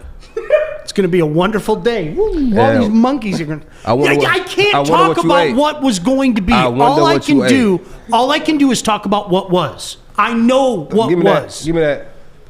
I know what was. Flag on the play. I know what was. Flag you guys can argue. Flag on the talk play. about your little fantasy world, okay? Conjure up all these wonderful Super Bowl appearances and everything. I know beyond a shadow of a doubt that Coach Caldwell wasn't good enough. I know that. And the fact that you guys keep comparing the Lions to the Lions is such a loser's lament. And I'm tired of it. No, it's not. Wait. Did you not say, who's the winningest coach of all time? It wasn't good enough. I don't care if it's the winningest coach of all time. It wasn't good enough. His winning percentage wasn't good enough. Wayne Fontes wasn't good enough. I know that. That's unarguable. Now, if you're going to go to Fantasyland and tell me that if we gave him 2018 and 2019 and 2020, there was an abundance of victories that we didn't even know were there, okay, but you don't know that, I don't know that. So let's stick with what we know. So he comes in, he wins you one playoff game, you're happy. Get that flag out of here. He comes in, he wins you one playoff game, and you're happy. No. Oh no! It's a start. No, no, it's a start. You're still not happy. It's a start. You're right. Earlier in the stop contradicting yourself. You're making That's it too not a easy contradiction for me, at all. You're making it too It's easy not for good me, enough. Sean. Earlier in the show, you also said that I want to win playoff games. Yep, I do. And I just say, if he wins his playoff game, will you be happy? No, I'm not going to be happy. Because Joik, at the end of the day, if all I we need you have... to get your facts straight. I don't know I can't even have a debate with you because you don't know what you want. You don't know what you want. I think in order to have a debate, one has to listen, and you're not listening very well. I'm telling you, Wayne Fontes, with his playoff victory, was not good enough. I don't know what's telling you harder. that. How many different ways do you want me to... Do you want me to be... Here. Can you get me a pen? Give me a pen. I'm going to write a sign so Joik knows Wayne Fontes and his solo playoff victory was not good enough. Period. I can't say that any other way. I'm going to tell you this. So don't say I'm being inconsistent. I'm being very consistent. No, you're not. If your goal is to win a playoff game. Not a playoff game. You just said I want a championship. You said you want playoff wins. I want a championship. That was your words No, earlier I in the want show. a championship. And then you come back around. Well, okay, now I'm going to play the role of Joik Bell. Now I'm going to play the role. Hold on. In order to get a Super Bowl, you have to get playoff wins first, right? You got to get playoff wins. You got to get your playoff. You got to get a playoff win. And so what you're doing is you're arguing for a guy that was incapable of getting playoff wins. I got more sauce in that. You got to put more sauce on it. He was incapable of getting playoff wins. He proved that. I know that. It's undeniable. So you saying Caldwell doesn't have playoff wins? Are we really sitting here talking about the greatness of Jim Caldwell? We're not saying this is why Detroit sucks. This is why. He said that Jim Caldwell was unsuccessful in the playoffs when he was here in Detroit, but he has 2 playoff wins in his career when he's the head coach before coming to Detroit Lions. That means nothing to me. And that means nothing to him. That means nothing because he doesn't want to give him enough time. That means nothing to me. To get here. But means nothing to me. Hey, who's going to come in? Like you have certain coaches who come in a good situation where they can come in and win right away. Right? Hold on. My boy Scott nailed this. Hold on. Joik, you need to learn how to listen to understand and not listen in order to respond. Wow. I don't even know what that is. I don't know what that is. I know you don't, but go on. Yeah, but let me finish something. Let me finish. The way that Sean contradicts himself, and he doesn't know if he wants a playoff win, he wants a championship, he wants to win a season. I don't know what's worse. Asking him what he wants or asking a girl what she wants to eat. I don't know which one is worse. You know, Joik, you know what you should do? I don't know. Pick we something. should get you one of those things. Let's go to Benny Hannes. You're such a like seriously. I want to see you. I want to see you spinning over there. Can we get like Joik a little spin wheel? Because it's such a loser argument. So instead of talking about the argument, it is attack Sean. And I've been very consistent. I'm not attacking want Sean. Playoff wins. And when you get playoff wins, you advance to something. Now this is an education. Lion fans don't know this. We don't know this. If you win, sometimes 2 will get you to the Super Bowl. You know what it was? Sometimes 3. If you win those games, you go to a game called the Super Bowl. It's what and he if wants. you win the Super Bowl, then we have a parade down Woodward, That's what and you I'm want. drunk for 3 days. That's what but you want. What I'm hearing from you people It's not what is, you need. hooray, 9 That's and what 7. you want. That's not what you need. No, You want to get the never. Oh, so you telling me teams that go 9-7 can't win the Super Bowl? They can. This team can't. Can I? Why is that? Because you're comparing them to the Lions? Because I know it. Because you're comparing them Because to the I know Lions? it. I lived it. You lived it. You played it. And you know better than anybody. Let's Your compare- 9-7 let's team could compare not them win to the Super Bowl. other NFL teams that win 9-7. Okay, that's great. Let's compare them to other NFL teams. I know the Giants did, right? Yeah, the Giants were 9-7 and won a Super Bowl, right? In 11? Yeah. They were 9-7. I think, weren't they 9-7? They were 9-7. Fact check me. Fact check. They were 9-7. No one, everybody counted them out. And they went in and they beat the Patriots. All right? So it happens. I don't want to hear that. It does happen. It happens. And you know what I know? I know beyond a shadow of a doubt it didn't happen here. I know beyond a shadow of a doubt it didn't happen here. Yeah, it didn't happen yet because they let go of because one their of the coach best wasn't coaches. good. They let go one of the best. He wasn't good, or was he mediocre? He was mediocre. He was good. He was average. Thank you. 9-7. 9-7 can win a Super Bowl. Yeah, that's what I'm saying. If your name isn't Jim Caldwell. Can I ask again? Just You can that ask we anything you kinda want, Get an Hurt. understanding of what you want to expect in the next season. What would make you happy with Dan Campbell as far as records go? It doesn't matter here. Thank you, Steven. Steven said it best. Sean is comparing Lions to the Lions now. Thank you. Yeah, I should. Thank you. Absolutely. Now you see what I'm saying, Art? Do you see what I'm saying? And it's going to make me pull my locks out. Is it what it's going to make me do? No, go ahead. I can't wait to hear this. When we're talking about playoff futility, the only person we should compare to the Lions is the Lions. And that's Why what are I'm you talking comparing about. them to the Giants? I'm not comparing them to You can't. because you just sat here and said right, that the Lions standards are down here. And Yes, that's they where are. we hold the Lions. Yes. Well, we should be holding them to the caliber of We other should be. NFL teams. We should be. So when I hold them to the caliber of another NFL team that went 9-7 that won the Super Bowl, now Joik, you we can't be use missing not- this point. You now, are now missing we can't this do point. that. I'm not Joik, missing the point. Joik, I'm okay, I'm saying but facts. here I'm going to ask you to listen again. Mace, do you see what I'm saying, Mace? No. Joik, Mace, you see what I'm saying? Mace shook his head yes. Joik. Hey, The Giants went 9-7 and won a Super Bowl. You went 9-7 and won Dick. It's not that difficult. It really. You're making this much more difficult than we won it has 9-7. to We be. won what? You didn't win anything. It's not. So, Steve, to your point, that is stupid. To compare a past tense event, okay, to the New York Giants is stupid. Because the New York Giants went 9-7 and won multiple playoff games, including this game at the end of the year called the Super Bowl, okay? The argument is flawed from the get-go because you're comparing 9-7, where you won nothing, to a team that won the Super Bowl. Now, if you can't see the flawed argument, I can't help you. I can't. Can it happen? Well, sure it can.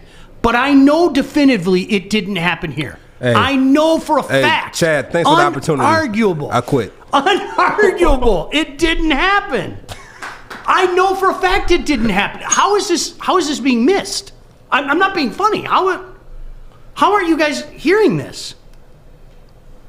Caldwell could still be going 9-7 with a chance at the Super Bowl. You might be right. You don't know that. I don't know that. So let's talk about what we know.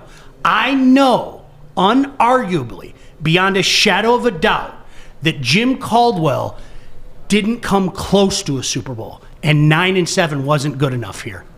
Do you want to argue with that? Good luck. If you want to do that, Okay. if you want to do that, no, Steve, that's on you. I agree. Go ahead and tell me. I'm gonna tell you this. I'm gonna ask you this, and you give me an answer. All right. We go 9-7, win the season. We go 11-5, make the playoffs.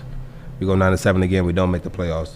One losing season while he was here, and then we fire him after a playoff year, and then after win the season year, and then we go out and what coach do you want to bring in that you think can take us to the Super Bowl or get us to the playoffs to get wins?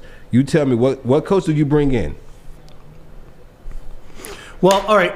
Let me. That's what I'm asking. What coach do you bring in? Let me phrase it like this. If your ultimate goal is to win the Super Bowl, right?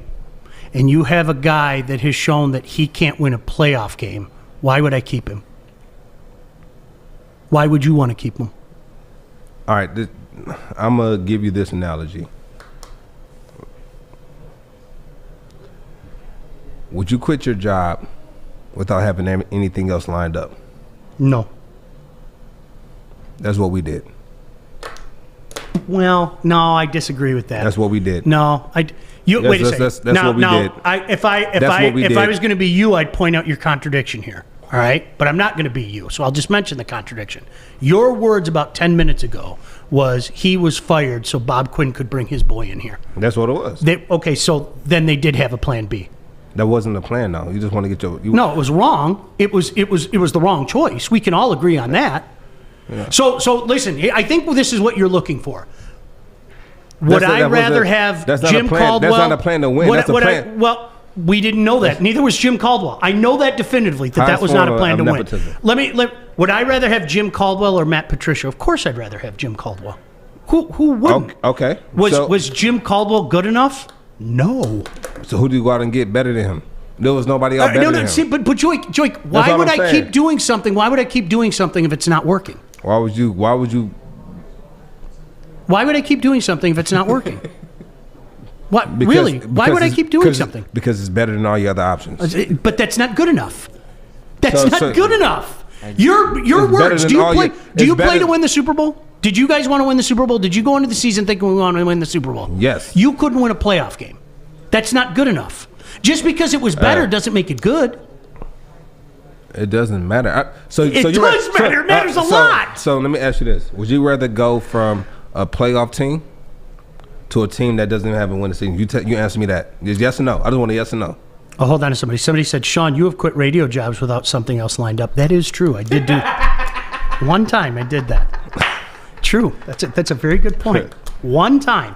So there were extenuating circumstances, but one time I did quit a radio job without something else lined up. I did. True story. Now, I had other things in life that made it easy for me to say, I'm walking away, and if something else comes up, great. Can we get back to Joyke's point, though? Because that's a great point. You had Caldwell, who brought you to a playoff. Mm-hmm. Why scrap that and just say, oh, let's start over fresh, when we haven't reached that pinnacle in so long? I don't think it was start over fresh in their mind. The way they went about it was obviously failure, okay? The way they went, in their mind, Bob Quinn thought that team was better than 9-7. I got it.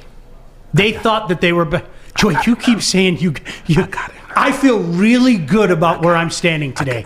If there's one thing that I want you guys to take away from this, no matter how much the spinstress tries to spin over there, I mean, because he's working the wheel hard, okay? Just let me know I can come in. Just to take this one thing, 9-7 and no playoff wins is never going to be good enough.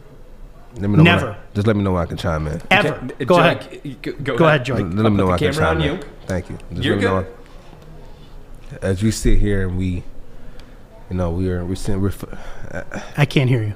As we sit here and we discuss football, we discuss the lines, and I'm sitting here and I'm spinning the facts, and as Sean sits over there and filibusts. You have not spun any facts. You keep talking. I'm speaking. You keep talking about what you think would happen. Let Joy finish. That is the dumbest argument I've ever heard. You know what?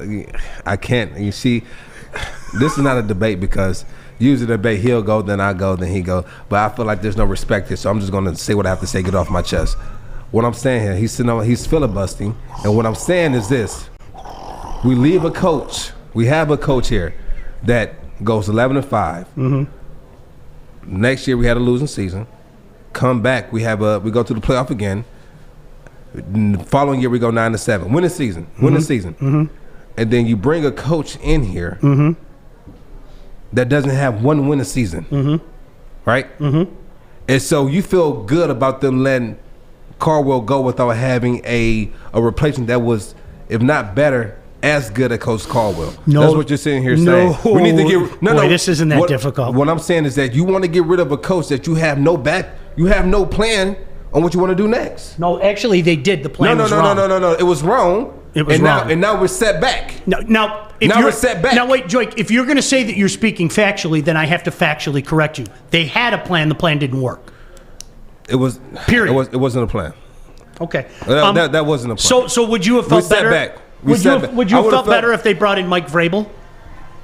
Somebody brought up Mike Vrabel on. Would you have felt better if they brought in Mike Vrabel? What if Mike Vrabel came here and had the same kind of success that he's had in Tennessee?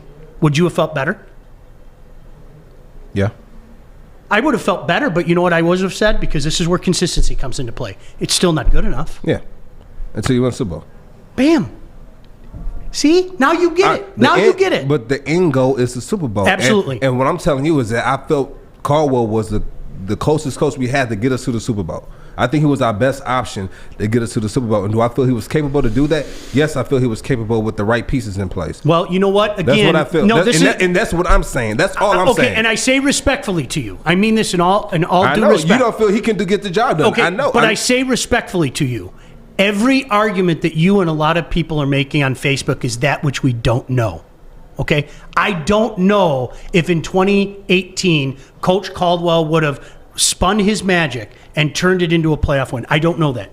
I don't know if 2019 would have been the year that they actually win a playoff game and then won. Okay? I don't. So all I can do is base my argument on what I know. What I know definitively, without a shadow of a doubt, is he wasn't good enough. It grew stagnant. That's what I know. I know that. Go ahead, Art. Can we talk about teams that actually make it to the Super Bowl now? Mm-hmm. Okay, so can we? I mean, this could go on forever, but we do have other stuff to talk about. Art, stop talking, Art. Okay. All right, so let's talk about the. Our executive producer shaking his head, going, "No, keep going with this." I'm here. Yeah, Joik saying I felt is not stating a fact. That's a feeling, and that's the point that I keep coming back to. Every argument that I'm hearing from you, Joik, or anybody else is, well, if we would have just done this. I cannot gaze in the crystal ball and tell you what Coach Caldwell would have done in 2018. Nor am I going to try. All I can do is base factually, unarguably, I'm gonna ask you this, on his numbers. So what makes a good coach a good coach? Is it the players that make a coach a good coach? I'm a firm believer. Or is it the coach that make players good players, great players? I'm a firm believer in talent makes plays. You know that. All jokes aside, I'm a firm believer in talent makes plays. Okay. A coach coaches guys up. You can get something more out of a guy, sure. But I'm a firm believer. I mean, it's like we were talking about, no disrespect to Joe Lombardi. He had a lot of success in New Orleans. Joe Lombardi came in here and tried to implement what worked in New Orleans with the wrong skill set here. Yeah, and that was a mistake from day one. That was a mistake. Yeah. David said Caldwell was not a good enough coach. He was a deer in the headlights. There were far too many moments like that for me. Not knowing time and distance and having to have his timepiece walking next to him, having 9 players on the field. Forget about 10 players. We saw that way too many times. But like the dagger that last season was that one time on special teams that there were 9 players on the field. I'm sorry. That's an indictment. On top of everything else, that is an indictment on you not winning. A coach that's winning can get away with things like that. You know what we would do if that happened to Bill Belichick? We would go, Bill Belichick's just trying to make it fair on other guys. He's such a genius. He's just trying to make it fair on other guys. You know what people are going to do to a guy like Jim Caldwell that doesn't win? They're going to laugh at him. That's the reality. It's not fair, but that's the reality of it. No one would say that about Belichick. Like, a mistake is a mistake, and that's the thing, though. We have this notion that not even the great coaches or good coaches can make mistakes in games. No, I agree with that. You know what I'm saying? Like, it's, he's never thrown out a flag and got a touchdown call back, and like he's never done anything like that throughout his time here with the Detroit Lions. And there wasn't too many calls he made that was questionable when he made those calls on the field. I feel he was a very good coach who didn't make too many mistakes. Now, can I ask you this? Yeah. Now, let's try to come full circle and let's try to be adult. Would you agree with me that the personnel and the team that Dan Campbell or whoever the coach was going to inherit right now is a lot different than the team that Coach Caldwell inherited? You know what I felt? For sure. I felt Coach Caldwell walked into a pretty good spot. He did. And he responded with a pretty good season. Obviously they lost in the playoffs. Des Bryant, don't get me started. That should have been a playoff win. It wasn't, okay? If Coach Caldwell was walking into this team right now, with what's here right now, what do you think the best he could do is? Because this goes back to something that Art asked me. We have to drop our expectations now. I wouldn't. There's expectations. Joyce Bell isn't here. Calvin Johnson isn't here. I have no expectations. Right. On this season. That's what I'm saying. So that when I understand that, and that's what I'm saying. But as you and I both said, going into this season, we have no expectations. We're going to sit back and wait and see what happens. Yeah. That's all you can do. Steve said 9-7. That would be funny if they went 9. If they went 9-7 this year, he needs to be fired. I would be shocked. He needs to be fired because it's not good enough. You and I just agreed on that. Don't be inconsistent. He's not good enough. See, you're being inconsistent. It's hard to have this conversation. I'm just patronizing. All right, you. thank you. Just a little bit. In 2014, okay, you could expect that 9-7, 10-6. I didn't expect 11-5. In 2021.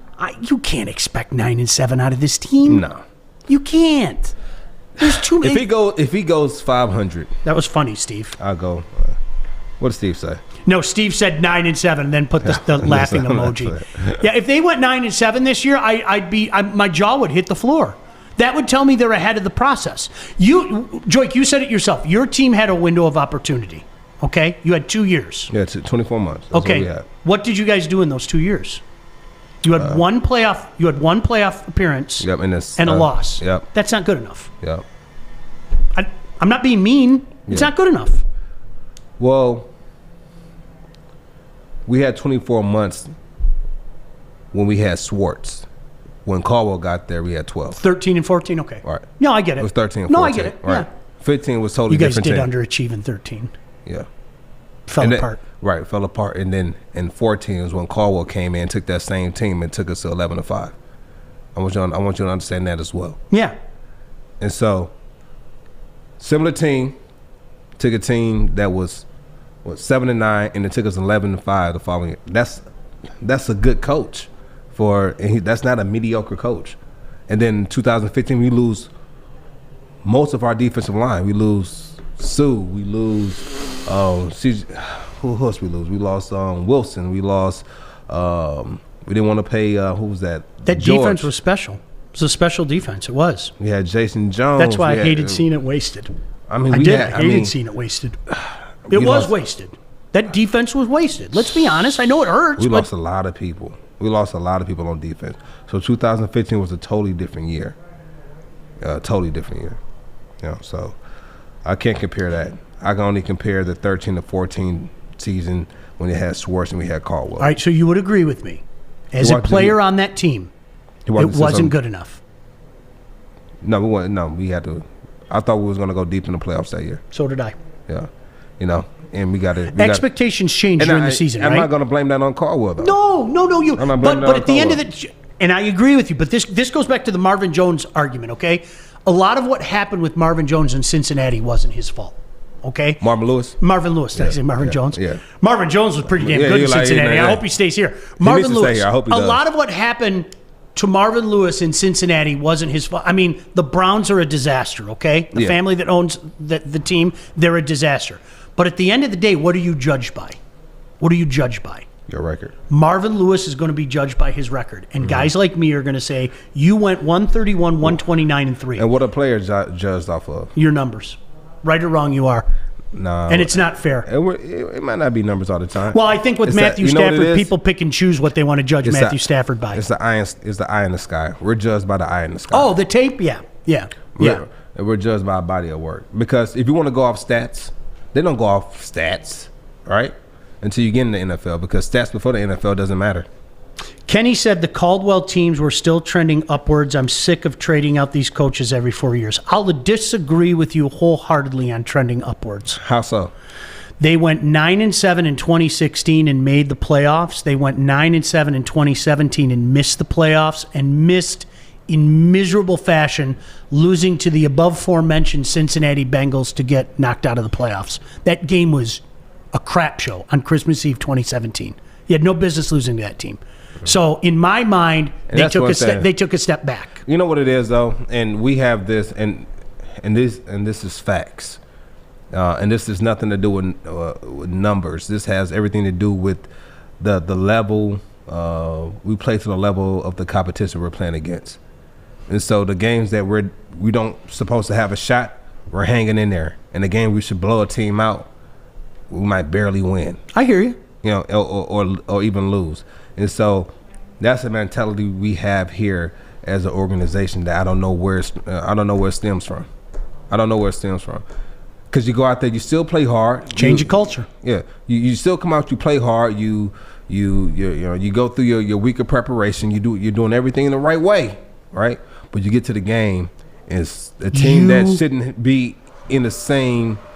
Like in 2016 when we went to the playoffs. When I went to the Bears and we played the Lions, the Bears had no business beating the Lions. We had no business beating the Lions. Now we're on the same page, 100%. Right? We had no business beating them. Now, they did go to the playoffs that year, and they pulled it together. But it should have been that way the entire season. They should play it at a certain level for at least 90% of the season. Always play at this level. We won't accept anything below this, and it's not consistent here. And that's what we need here as a franchise, as an organization, is consistency.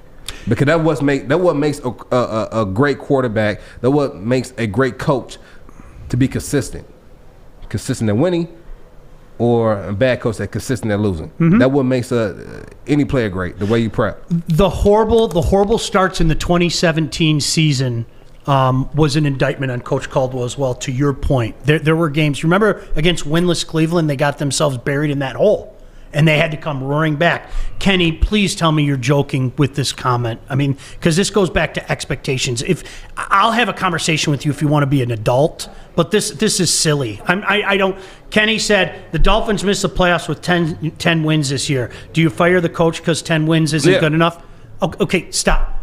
Joik, you just agreed with me. Expectations are something totally different. The Miami Dolphins have been here forever, okay? They're on the way up. What you mean? No one's been here forever longer than the Lions. Yes, no. The Dolphins have been a horrible franchise for years now. Worse than the Lions in the last few years. They have been. They've been terrible. Okay, this goes back to expectations. But I can't judge the coach of the Detroit Lions in 2021 by what we judge Coach Caldwell in 2016. They were two different teams. Please tell me you understand that. Like, maybe you're being funny, and then I tip my cap to you. But if you can't figure out expectations, we can't have an adult conversation.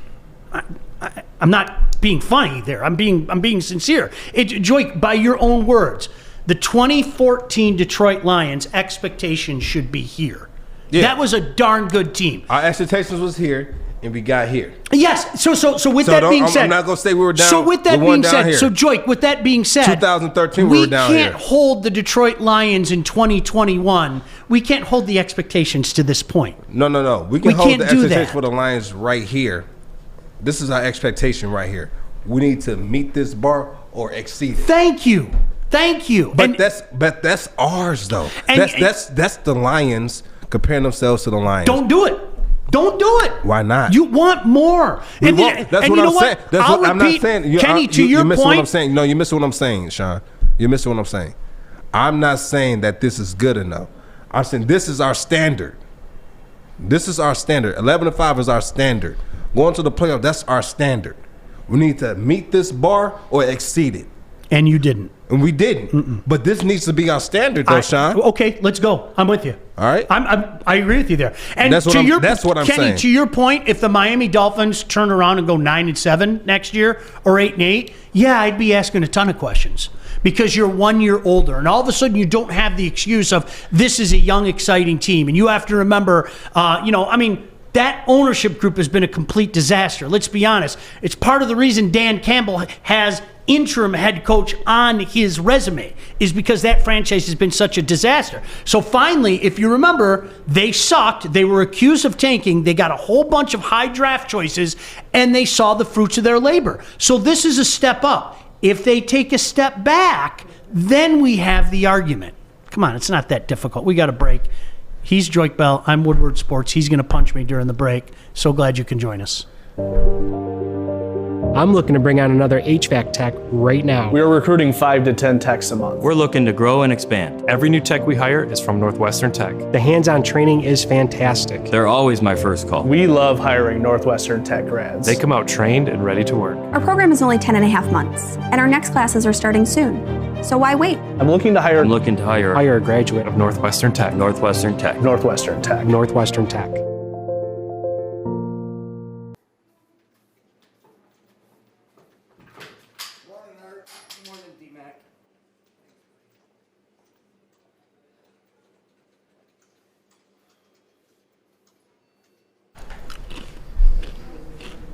Hi, how are you? Our boy Adam said this better than I could to the point about the Miami Dolphins. Except I wouldn't include this part. He said, Kenny, are you on drugs? Miami was tanking just last year for Tua. Horrible comparison. Miami's been tanking for years. They've been tanking for years. They really have. I mean, it's not exactly a secret. And they got rid of their starting quarterback, and they brought in 59-year-old Ryan Fitzpatrick. And even though Ryan Fitzpatrick was having some success, they still said, hey, forget the success. We're going to go with our young quarterback. That's a team on the rise. Again, let's be adults. Jim Caldwell's teams were not on the rise. Jim Caldwell's teams set the bar here at 11-5, and golly gee, we almost beat Dallas and didn't come close to that afterwards. That's the reality. I don't like saying it. Jim Caldwell, and I'm serious, I've told you this before, Joik. Jim Caldwell is about as quality of a man as you'll ever meet. I'm serious. Those aren't just words. Period. But you have to judge him by what he did and did not do. It wasn't good enough. Right. I mean, it wasn't good enough. I'm not saying he wasn't good, so that's fine. No, I get it. Yeah. What do we got here? Do you know this guy? Are you familiar with his work? So I brought in something special for you. Dave Hubbard. I got some root vegetable chips for Joik, but he doesn't eat the meat. But I got something special for you, Sean. Check this out. What is this? I wanted to let everybody know. Hi, Mike. I think at 2 o'clock, the smoke show drops on Woodward Sports today. And we did some smoked brisket, our first show. But I smoked another brisket because I really wasn't as happy as I should have been on that first brisket. I should try a piece. So I made another one. This one is much better. Joik, I got to ask you a question. That tofu, we had a couple questions. People were asking me if that tofu was really good. What did you think? Be honest. Because that's what you said. Yeah, thanks. It was I okay. appreciate it. It's tofu, It's right? tofu. Okay. Yeah. And then you had the cabbage. Yeah, the cabbage I like the cabbage better. Okay. I'm still working. I'm in the lab on that vegan vegetarian Yeah, look barbecue. at that jiggle. Yeah, isn't that nice? Yeah, these Look at guys are that gonna go jiggle. crazy. I brought some other stuff, but You got the vegan burger in You there want to today? invite your sister on? She likes brisket. No my vegan sister- burgers. She No just vegan texted burgers. me. She said, "Poor Drake, I'm sorry you have to deal with this today." But look at this. Look at this. Look at this. I got some. That's the vegan We've been burger you talking were about talking sous vide. I sous vide some ribs, and then I threw them in the smoker. Check that out. Oh. Some nice rib tips. You guys want Careful, some little food? bones. You guys want some food? Fish, you hungry? Yeah. I got forks. I got a little bit for everybody here. That's what he's been teasing us with. And I, listen. Dude. I was really excited about these. These are just a little treat, kind of a preview of maybe show number 3 on the smoke show. what? But yeah, I threw some ribs in the smoker, and I got to tell you, my wife said they were good, so they've got to be really good. Joik, you want some ribs? They're still warm. I'm not exaggerating. These baby back Look at him. ribs You should see the These are internal next level. battle. These are Listen, next you level. should see the internal battle going on with Joik right now. He's literally apple looking over chipotle here barbecue going, sauce. this brisket's really good. We'll take this to the next level. Yeah, the brisket's nice, but try those ribs. Honest to goodness, Sean, you're gonna love those. The next time he comes in here and he doesn't bring the vegan burger patty, I'm kicking him out of here. All right, I got you. He teases. He comes in here. No. He continuously comes in with this good smelling food, this smoked rib, smoked brisket. Just bring me a vegan burger. You know. Okay, I'll bring you a vegan burger. I'll break down. But have you had jackfruit yet? I've had jackfruit one time. It was a jackfruit crab Like cake. a crab cake? Yeah. It was disgusting. Okay, I'm gonna try. All right, so maybe I'll skip that. I'm trying to find something can that's try vegan it. to do some kind of pulled pork or vegan barbecue kind You of might thing. be able to do that. I had it before, and like in a taco, and it was good. So I've had it twice. Yeah. It's 50-50. Those baby backs are This dynamite. is aren't they? exactly how I like it. I don't want fall off the bone. I'm telling you. I don't Listen. want when I make ribs. These I are don't. the Does best. your dad do it like that? I don't want fall off the bone. No, it's not fall off the bone. Look at that. Yeah, you gotta have a little bit of chew to You the gotta have rib. a little If chew. it's falling off the bone, you probably steamed it or you. No one wants all that. You gotta bite check it off this, the bone. Check these Dave. St. Louis ribs out. This brisket, Look at these bad boys. you know how Sean likes his bark, and this bark on this brisket's unbelievable. Try those. Now that's a St. Louis style rib. The spare rib with the tip cut off the top, and then we took the tips, and then that's what we made that first rib tip So can off you of. explain to the viewers exactly what a St. Louis style rib is and a regular baby back? Yeah. So we got the loves the St. baby Louis back style. rib is the small rib that's behind like the pork loin, and then the spare rib's that big rib, like the rib Your cage, slats, yeah. that's behind the pork belly, if you will, right? So that one, the bone is a lot longer and flatter on the spare rib. And on the baby back rib, it's a little bit shorter and curved a little bit more, rounder. And the baby back rib traditionally is a little bit sweeter in flavor, and then the spare rib's a little more porky or meatier, if you will. These spare ribs are dynamite. They're really nice. There's Duroc pork out of northern Michigan. Really nice stuff they got going on. We did a Duroc. Yeah. Remember? Yeah. What's the rub on your? So I did the butchery rub, the barbecue rub, and then I smoked those bad boys in the electric smoker for a few hours, for about 4 hours, and then pulled them out, and then put a little bit of honey and a little bit of butter and a little more of the barbecue dry seasoning, wrapped them in that foil, and then threw them on the Traeger to heat them up before I brought them here. Let me know when you create like that little fire pit when you dig it up, you wrap it up, you put it in the ground. Let me know you do something like that. We can watch that. We did the whole pig roast. I don't know if Mrs. B is going to let us dig a hole in the backyard over there at the Baligian Mansion and cook in the ground, but maybe we can do it over at the Hubbard household or somewhere over there by the meat market. I don't know. But Sean, your mouth is full of food. It's the first time I've seen you speechless in a while. I know, man. It doesn't happen too often. I know you deal with it for 2 hours a day. It doesn't happen too often. You need to keep bringing food so I can get my point across. Oh my gosh! Wait a minute. Vegan food, vegetarian food. I'm working on it. Does this move you anyway from St. Louis to baby back? No. It's good. You see, my sister came and she said, my sister, stay disciplined, Joik. So here, Joik, I got some. You gonna see your sister? You can take these to her. Amber, do you want me to bring these ribs Do down you to know Ben how Harbor? nice that is? Listen to that. He's taking care of his sister, Look right? at that. There you go. We'll have some stuff. Joik, the temptation has to be killing you. I don't know if it's so much those are these rib tips. These rib tips right here. I'm telling you, right. Amber, I what see do you Maz want? over there. Maz's Amber, mouth is drooling in that corner. Amber, do you want the brisket or do you want the ribs? Which one do you want?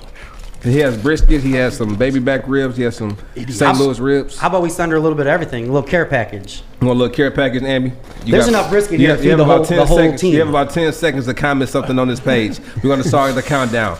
10, 9, 8. I'm just going to keep eating.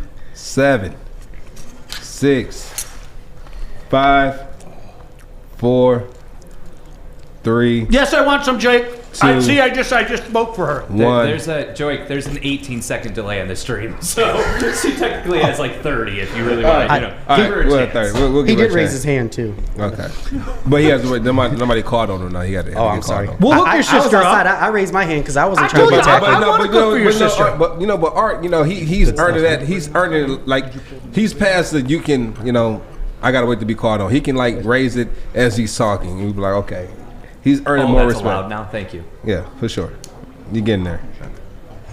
Yeah. So later on this afternoon it's the smoke show. If you haven't checked it out yet, we three idiots. Every week we just show something that we do, help each other out. There's always tips that come along the way.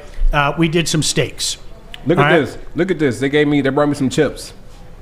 It's like celery right now. Those are some beautiful root They're vegetable really good, chips. though. Let me dip it in the sauce. Let me dip it in the sauce. Oh, you want to try that? That's my apple chipotle barbecue. Let me try it. I think you'll like that. A little heat. little kick, but nothing crazy going on there. No. Yeah, you like that, don't you? Let me see that. You like all the sauces that I bring. At least that's a bonus, right? I You like the that. blue cheese. Looks pretty good. You like the onion ring sauce the first time I met you. There you go. We're working on it. Dave, you nailed this brisket. See? Not bad. 23 hours in that Traeger. 23 hours. Did you get the 204, 205? I got that. It got up to like 208 in the point. It was like 201 in the flat. Yeah, it took forever. But I didn't wrap it. I didn't do the crutch or anything like that. So we just let it go through. Yeah. I put it on yesterday at like 9 o'clock in the morning. Getting ready to leave the shop last night around 9 o'clock. Just filled up the pellets and let it go. And that bad boy, 7 o'clock this morning. I checked it a couple times. I get there around 5 in the morning, and it wasn't ready. It wasn't ready. So at 7, I pulled it out, wrapped it in some butcher paper, and said, "This one right here is good to go." Good to go. It's really nice. Yeah, the smoke ring on it. I was really proud of it. You don't see a ton of the smoke ring now that it's been sitting here for a minute, but I mean it's nice. It's there's a nice soft velvety texture to the meat. The smoke is there. And that fat, it just rendered down. Come here, Mass. I got some soft meat for you. Come on, Mass. Oh, baby. Something tells me you're not going to say no to this soft meat. Yeah. Come on, Mass. Come on, Mass. Come on, Mass. Want to try some soft meat? Mass, grab a bite real quick, Mass. And Dave, I like to come and tease like everybody with this good timing. stuff. Look at that. There you go, Mass. I got it ready for you. A little bit of that barbecue sauce in there. Just yesterday, we had a conversation about wrapping or not wrapping with somebody on Twitter. So this is the difference. When you don't wrap it, this bark is so much better than the one that we had before. The brisket was good, but this bark is different because we didn't wrap it. Right. 100% different. Say hi, Brody. This is my little guy. He's the boss. He's gonna take over. And What's become, up, Brody? He's gonna become the butcher. He wanted to come and meet Joik. He said he wanted to meet a football player. Is that a big football player today? You say hi. What's up, big guy? How are you? I'll be signing autographs afterwards, Brody. Yeah, that's pretty awesome. I'm gonna bring him something. We'll do it. You know, I'm gonna bring him something. I'll get on Uncle Wednesday. Art an autograph. Yeah. No, we'll do something better than that. We'll do something better than that. He just wanted to meet a football player. Here's the thing. Like a weekend like this, like I think everybody out there, you got whether it be the AFC, NFC Championship weekend, you got Super Bowl. This is stuff that's just so easy to do. A former Lion was in here the other day. I don't know if he wants me to mention his name, but he is really big into smoking meats. And the one thing he said to me when we were talking, he's like, "Oh, I see, what you're doing and everything." He said, "Joik, the thing that people don't understand, and I know I told you this, it's so easy." Look how delicious that looks. It's so easy. This is stuff you can do in your own backyard, man. When they give it really is. It is. It's not difficult. I mean, if an idiot like me, and idiots like us can do this. We did one small one in the summertime, and then we did a big one in October, where it was basically Dave and Mike and myself, and one of Dave's buddies, Jason. And we cooked for seriously 50 people, probably 50 people throughout the day. People coming in and out and stuff like that. So, and we're going to do it February 20th for basically the crew here. Us three are going to start at my house. Joik, you come over whenever you want. But we're probably going to... I'm going to start the night before. You said we pulling up on the 23rd, right? The 20th. The 20th. Saturday the 20th. So this is one of those things where...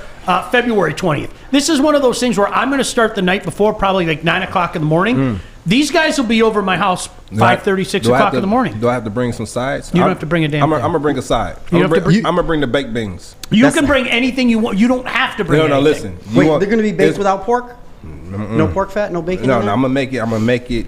Trust me, when I bring it, you guys are going to ask me for the recipe. So I'm going to give you the same look you give me. Really? Yeah. Pork. But isn't that? But that's what I'm talking. I'm gonna put everything in it. I'm gonna make it. I'm gonna make it the way I used to make it before I became a vegan.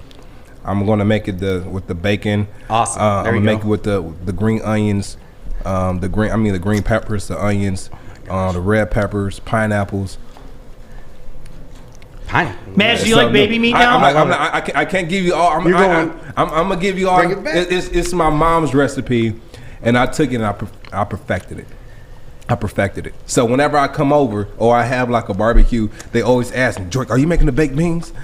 And so I remember, I was going to a friend's house, and my mom made baked beans, and in my head I'm thinking, she made the baked beans, yes. And we got there, and it was just plain beans. I said, that's not. My expectations just went. It felt like the Lions. My expectations just went down. Thank you. Put a can of bushes and just roll with it. Show him our special guest of honor at my house in October. Oh. We Yeah, literally we had a big boy on there. Did you we get had a the cheese? pig. Did you get We the cheese? literally had a pig. Is that an apple? I went right Mike- at Is that a? That's an apple in there. That's more for Yeah, but it gives a taste though. It gives a taste to it, right? The apple gives a taste to see it. if I have see the apple there, but we have look on the inside there. That's Yeah. all filled with a bunch of fruit and seasoning and stuff. That got all through it, absolutely. Oh, it was good. Yes, the first thing I did, we took the. See if I have the picture of the head at the end. I have to show Maz and Art. If you didn't, That's Art's the sitting guest there of going, honor. "What are you looking at?" And I'm sure the rest of you are. It's a 45-pound suckling pig. So it's a little guy that we got, nice and sweet, little one, and we got it from a farm in Ortonville, Michigan. And we gutted the bad boy, got nice and clean. And then we put a bunch of citrus, limes and lemons, pineapple, apples, oranges. I think I said lemons, limes. Threw all that in the cavity of that thing, wrapped it up.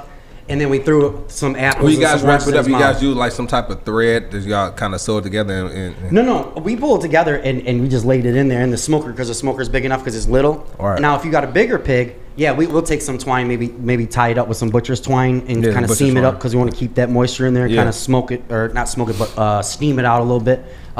Or you can wrap it. I've wrapped them in bacon as well. I mean, it takes a long time, but you're taking a while.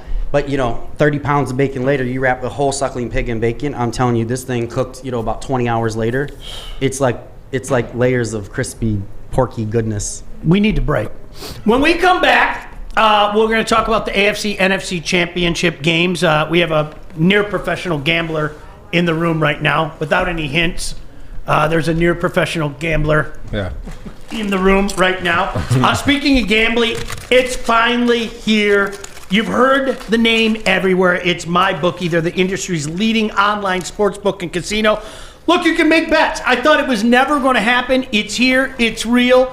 And MyBookie is the place to go. They've got the lines on everything. NFL, NBA, college ball, NHL, MMA, soccer. If there's a line for it, folks, they got it at MyBookie as well. Visit their mobile-friendly website today. Get your deposit match up to $1,000. Just use the promo code Woodward. It doesn't work for you unless you use that promo code. It's Woodward.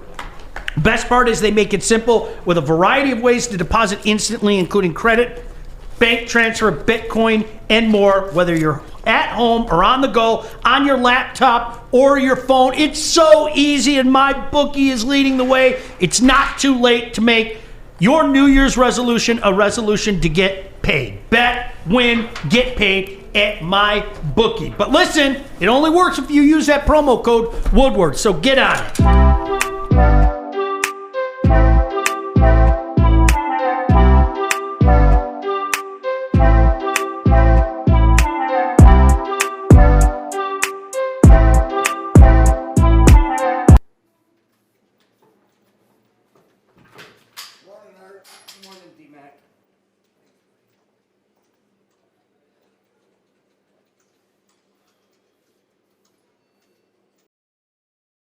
Dave, I'm sure he does. What's up? And we're back here. Talk a little bit more football about the NFL playoffs coming up this upcoming week. Who do you like? Who do I like? I like Green Bay Packers and I like the Chiefs. Who do I want to win? Get in there. I want Buffalo to win, and I want the Chiefs to win. Our Bills. And you know what? And honestly, I want the Bills to win because of the people we have there, right? And our loyalty. That's why. But if we're being honest, I want to see Green Bay and the Chiefs go at it. That's what I really want to see. Be a rematch of Super Bowl I, as a matter of fact. Yeah, For the nerds out there, 35-10, the Packers won the first Super Bowl over the Chiefs. It'd be a rematch of Super Bowl I. What jumps out to you about the money line? Go stand there. What jumps out to you about those lines? Because, Joik, if you don't know this, my boy Mike is he's near professional gambling standpoint. Yeah. So who do you have? I went exactly like what you have. Green Bay and Kansas City. Traditionally, in these games, the AFC NFC Championship, the favorite, those home teams take it. Now, what stands out to me is I think that Kansas City line is light. I think that was a line they're trying to say, is Patrick Mahomes healthy, is he not? Because I think they're about 5, but only having to give 3 points, I take that all day. And I will take it. To get technical at it, you're getting it at even juice too, so it's going to be a minus 110, which we won't go into that, but that means that line's not going to move. See, this goes back to what you and I talked about, Joy, before the playoffs started, okay? The tendency is to accept the fact that the 2 favorites aren't going to make it to the Super Bowl, and the reality is it looks like the 2 favorites are going to make it into the Super Bowl. They are. It looks like Green Bay and Kansas City, who were the favorites at the start, are going to do it. And that's why I picked the Bills at the beginning. That's why I took the Bills at the beginning, because it was literally a case where I was like, well, the 2 favorites never play, so I'm just going to take the Bills. So give me who do you think is in it? I do think it's Green Bay and Kansas City. Okay. Now, this is where Mike and I will disagree. Okay. All right. I would love to tease it. Who do you have, man? Can I tease it? Oh, you can tease it. Win it all? See, Mass, my money, I'm going to tease it. I'm going to tease it. I'm going to ask you a question, Mace. I'm going to ask you a question, Mace. Well, come here for a second. I'm with you. I'm going to ask you a question. Your house is on the line, your mortgage, your car, all of your possessions. Mass has never been in that position before. All right. Who do you have in the Super Bowl? I picked it last week during the games. I said Green Bay is going to wallop the Bucs. I said Buffalo is beating Kansas City with or without Patrick Mahomes, and I got the Bills winning it all this year. Okay, and you putting your house on that? No.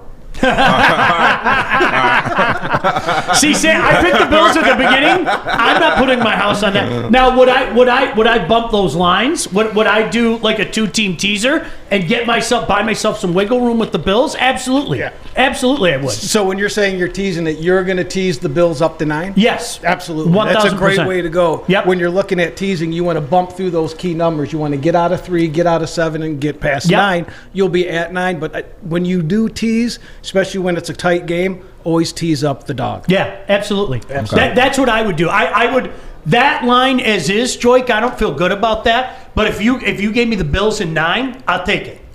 I'll take that all day. Bills in 9. I could see 31-24. Some 27-20, some crap like that. I got 9 points. I don't give a damn. But that's how I feel. Isn't it funny because it's like last week we were talking about this. New Orleans pounded Tampa twice. One time really bad. For the season, they outscored them 72-26, and it meant nothing. Conversely, Tampa pounded Green Bay this year. I know. I thought about that too. And I don't think it's going to mean anything in the game. I really don't. I'm telling you, nothing makes. Listen, when the playoff starts, it's a brand new season. Except Jim Caldwell's going to lose his playoff games. No. It was there. No. Come on. What year was that? I'm joking. I'm going to ask you this question. What year? Who did we lose to in the playoffs? Dallas Cowboys and the Seattle Seahawks. In 2014, who did we lose to? Dallas Cowboys. Who did we beat during the regular season? Ooh, yeah. Yeah. Yeah. All right. When the playoff starts, it is a brand new season, brand new team, brand new everything. Your sled is wiped clean. It's wiped clean. It's a brand new season. It doesn't matter what your record was. It doesn't matter if you went 7-9, 9-7, 11-5, undefeated. When the playoff starts, it's a brand new season. Everybody's 0-0. Everybody's undefeated. Nobody's lost. All right, and so. That's why the point I made to you is just get us to the playoffs. Just get to the playoffs. Because once you get to the playoff, it's a brand new season, and it gives your team that confident booster, and that confidence booster, and that's what you need in this game. And when you have a team like the Bucs, who's been through a lot, but you have a veteran quarterback like Tom Brady, and you guys are going up against Aaron Rodgers, this is going to be a great game. I still have the Packers winning it, but it's going to be a good game. Now you hear, Tom Brady, trying to, they have a great quarterback up there, and I've been down to Tampa, so my blood got a little bit thinner, so it's going to be a little bit different from. He knows what he's doing. That little playful banter, like So do you think too much is made about that, the warm weather team going up and playing in the cold weather? Nope. It's not. It's not made up. Even being from Michigan, the coldest game I ever played in or ever been a part of was, and probably because I wasn't playing that game, was when I first came to the Lions from New Orleans. Mm-hmm. Came here, the first game I played here was against Green Bay at Green Bay at the end of December. Coldest game. It could have been January 1st. It could have been early. It was the last game of the regular season going into the playoffs. It could have been early January. Was that the Flynn game? Where Flynn for Green Bay, Rodgers was out. Yeah, and Flynn threw for 9,000 yards or whatever the hell it was. Yeah, and I think they ended up winning like 45 or 42. That was a fun game. Son of a bitch. Yeah, I'm sorry. Yeah, got himself a contract though. It did, didn't it? And I was on the sideline. That was the coldest game I had ever been a part of, and that was half the game. I was sitting on the heated benches. Because you got to think, I wasn't dressed. Yeah, that's the worst. I'm just standing on the sideline with two pairs of socks on, 2 sweatshirts, a hat with the coat that you kind of put over you that covers your whole body, and I'm still shivering, and I'm on the bench just like. So when the defense is out there on the field, I'm on the defensive bench. When the offense out, I'm sitting on the offensive bench. I'm not doing anything, and this is by far the coldest game. But when you're planning the game, like, so when I went back there and I played again, I'm warming up outside with my shirt off.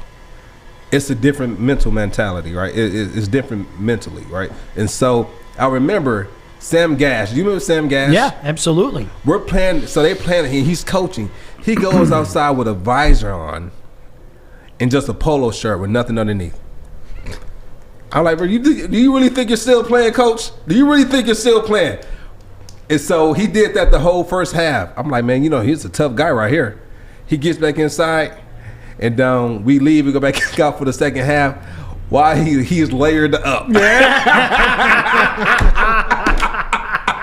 He's layered up. I said, coach, what happened? What happened, tough guy? He said, no, I did the first half. I wasn't doing the second half. That's great. Oh, well, you know what? When you were talking about that, do you know what it reminds me of? What? Is but you do both. So it's when you go rifle hunting, right? You can bundle up as much as you want, but if you're sitting down waiting for the deer to come by, there's nothing you can do to get warm. There's nothing. And listen, I'm talking about, forget about like what Lambeau's like. It's 20 degrees. There's nothing you can do to heat up. You're just out in the woods. You can put on 5,000 layers of cold. Eventually, it might take a half hour. It might take an hour. That is going to go through you. And you're going to, like, you feel it in your bones. You really do. There's nothing you can do to get warm. There's nothing. So you know what's funny? I knew we were playing in the frozen tundra when they called a timeout and you're on the sideline and, the Packers on their sideline, you're on your sideline, and then all the advertisements in the games come on the Jumbotron. When they were giving out free snowblowers as a prize, I knew, I knew that, like, it doesn't get worse than this. This is the worst. Like, this is the worst. Like, that game was worse than the Philly game as far as the weather being cold. Oh, I'll take the snow. I'm with you. I would take the snow all day. Absolutely. I would take the snow all day. Yep. And for me, that game in Philly, aside from the fumble, that game was fun. All right, that game was fun. Like, you get tackled, you thought you getting tackled on pillowcases because you're not hitting the ground, you're hitting the snow. Fluffy. Yeah, so it's like it's really like you're in the backyard playing rumble fumble with the boys, as a kid. And so, but that Green Bay, that weather up there, it can really affect the game, period. So if you're not from it and you're not used to it, you're really playing in the elements.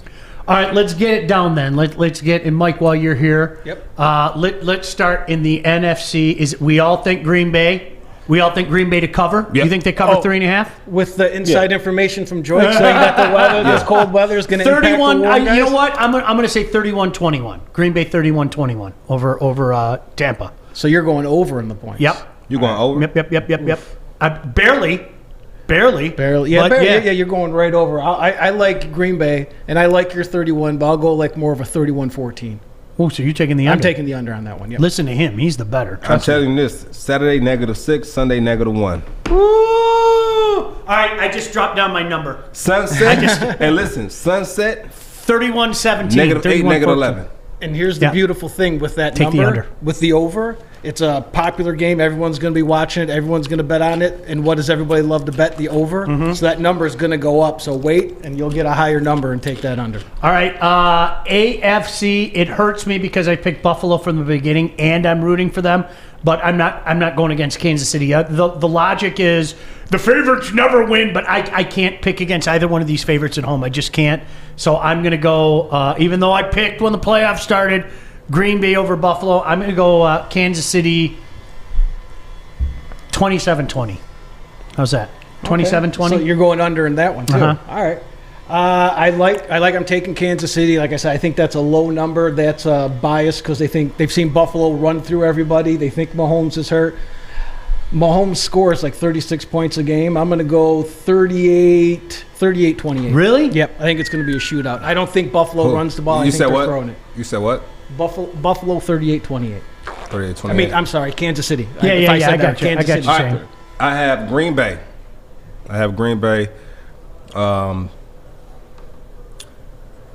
32-20. Okay. I have Kansas over Buffalo 34-20. Okay. Yeah, around 2 touchdown wins for both of them. Green Bay, Kansas City will be a fantastic Super Bowl. Art, who do you like in the MMA tomorrow? Art's having a big MMA party tomorrow. Who do you like? Man, I hate doing predictions. I gave. Don't do it. Don't do it. You don't have to do it. We've been predictions. I will just say that I'm excited for the rematch. I think it's going to be a great fight. Lots of sleeper fights on the card. So yeah, but I'm not going to give my prediction. I'll do that maybe fight night. Why won't you give it? Because I feel like my job is to keep it neutral right now, and I as much as I like Dustin Poirier and think that he has a good shot of winning, I also see the energy that comes with the Conor McGregor card. So it's very hard for me to pick until you don't think Conor. You don't think I got Conor? You got Conor? Yeah. I'll put $100 that says Dustin Poirier wins against you. I'll bet you though, just you. Okay.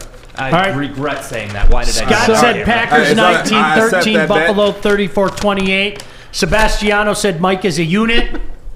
My son, thank you. Hi, Sebi. All right, we got to get out of here. Always a pleasure, fellas. Listen, have yourselves a great weekend. We will talk on Monday. We'll be able to talk about the Super Bowl, Joy. We definitely will be. We definitely will be. You want to say goodbye to the people? You know what? TGIF. Freestyle Friday. See, catch you guys on Monday. Gang, gang.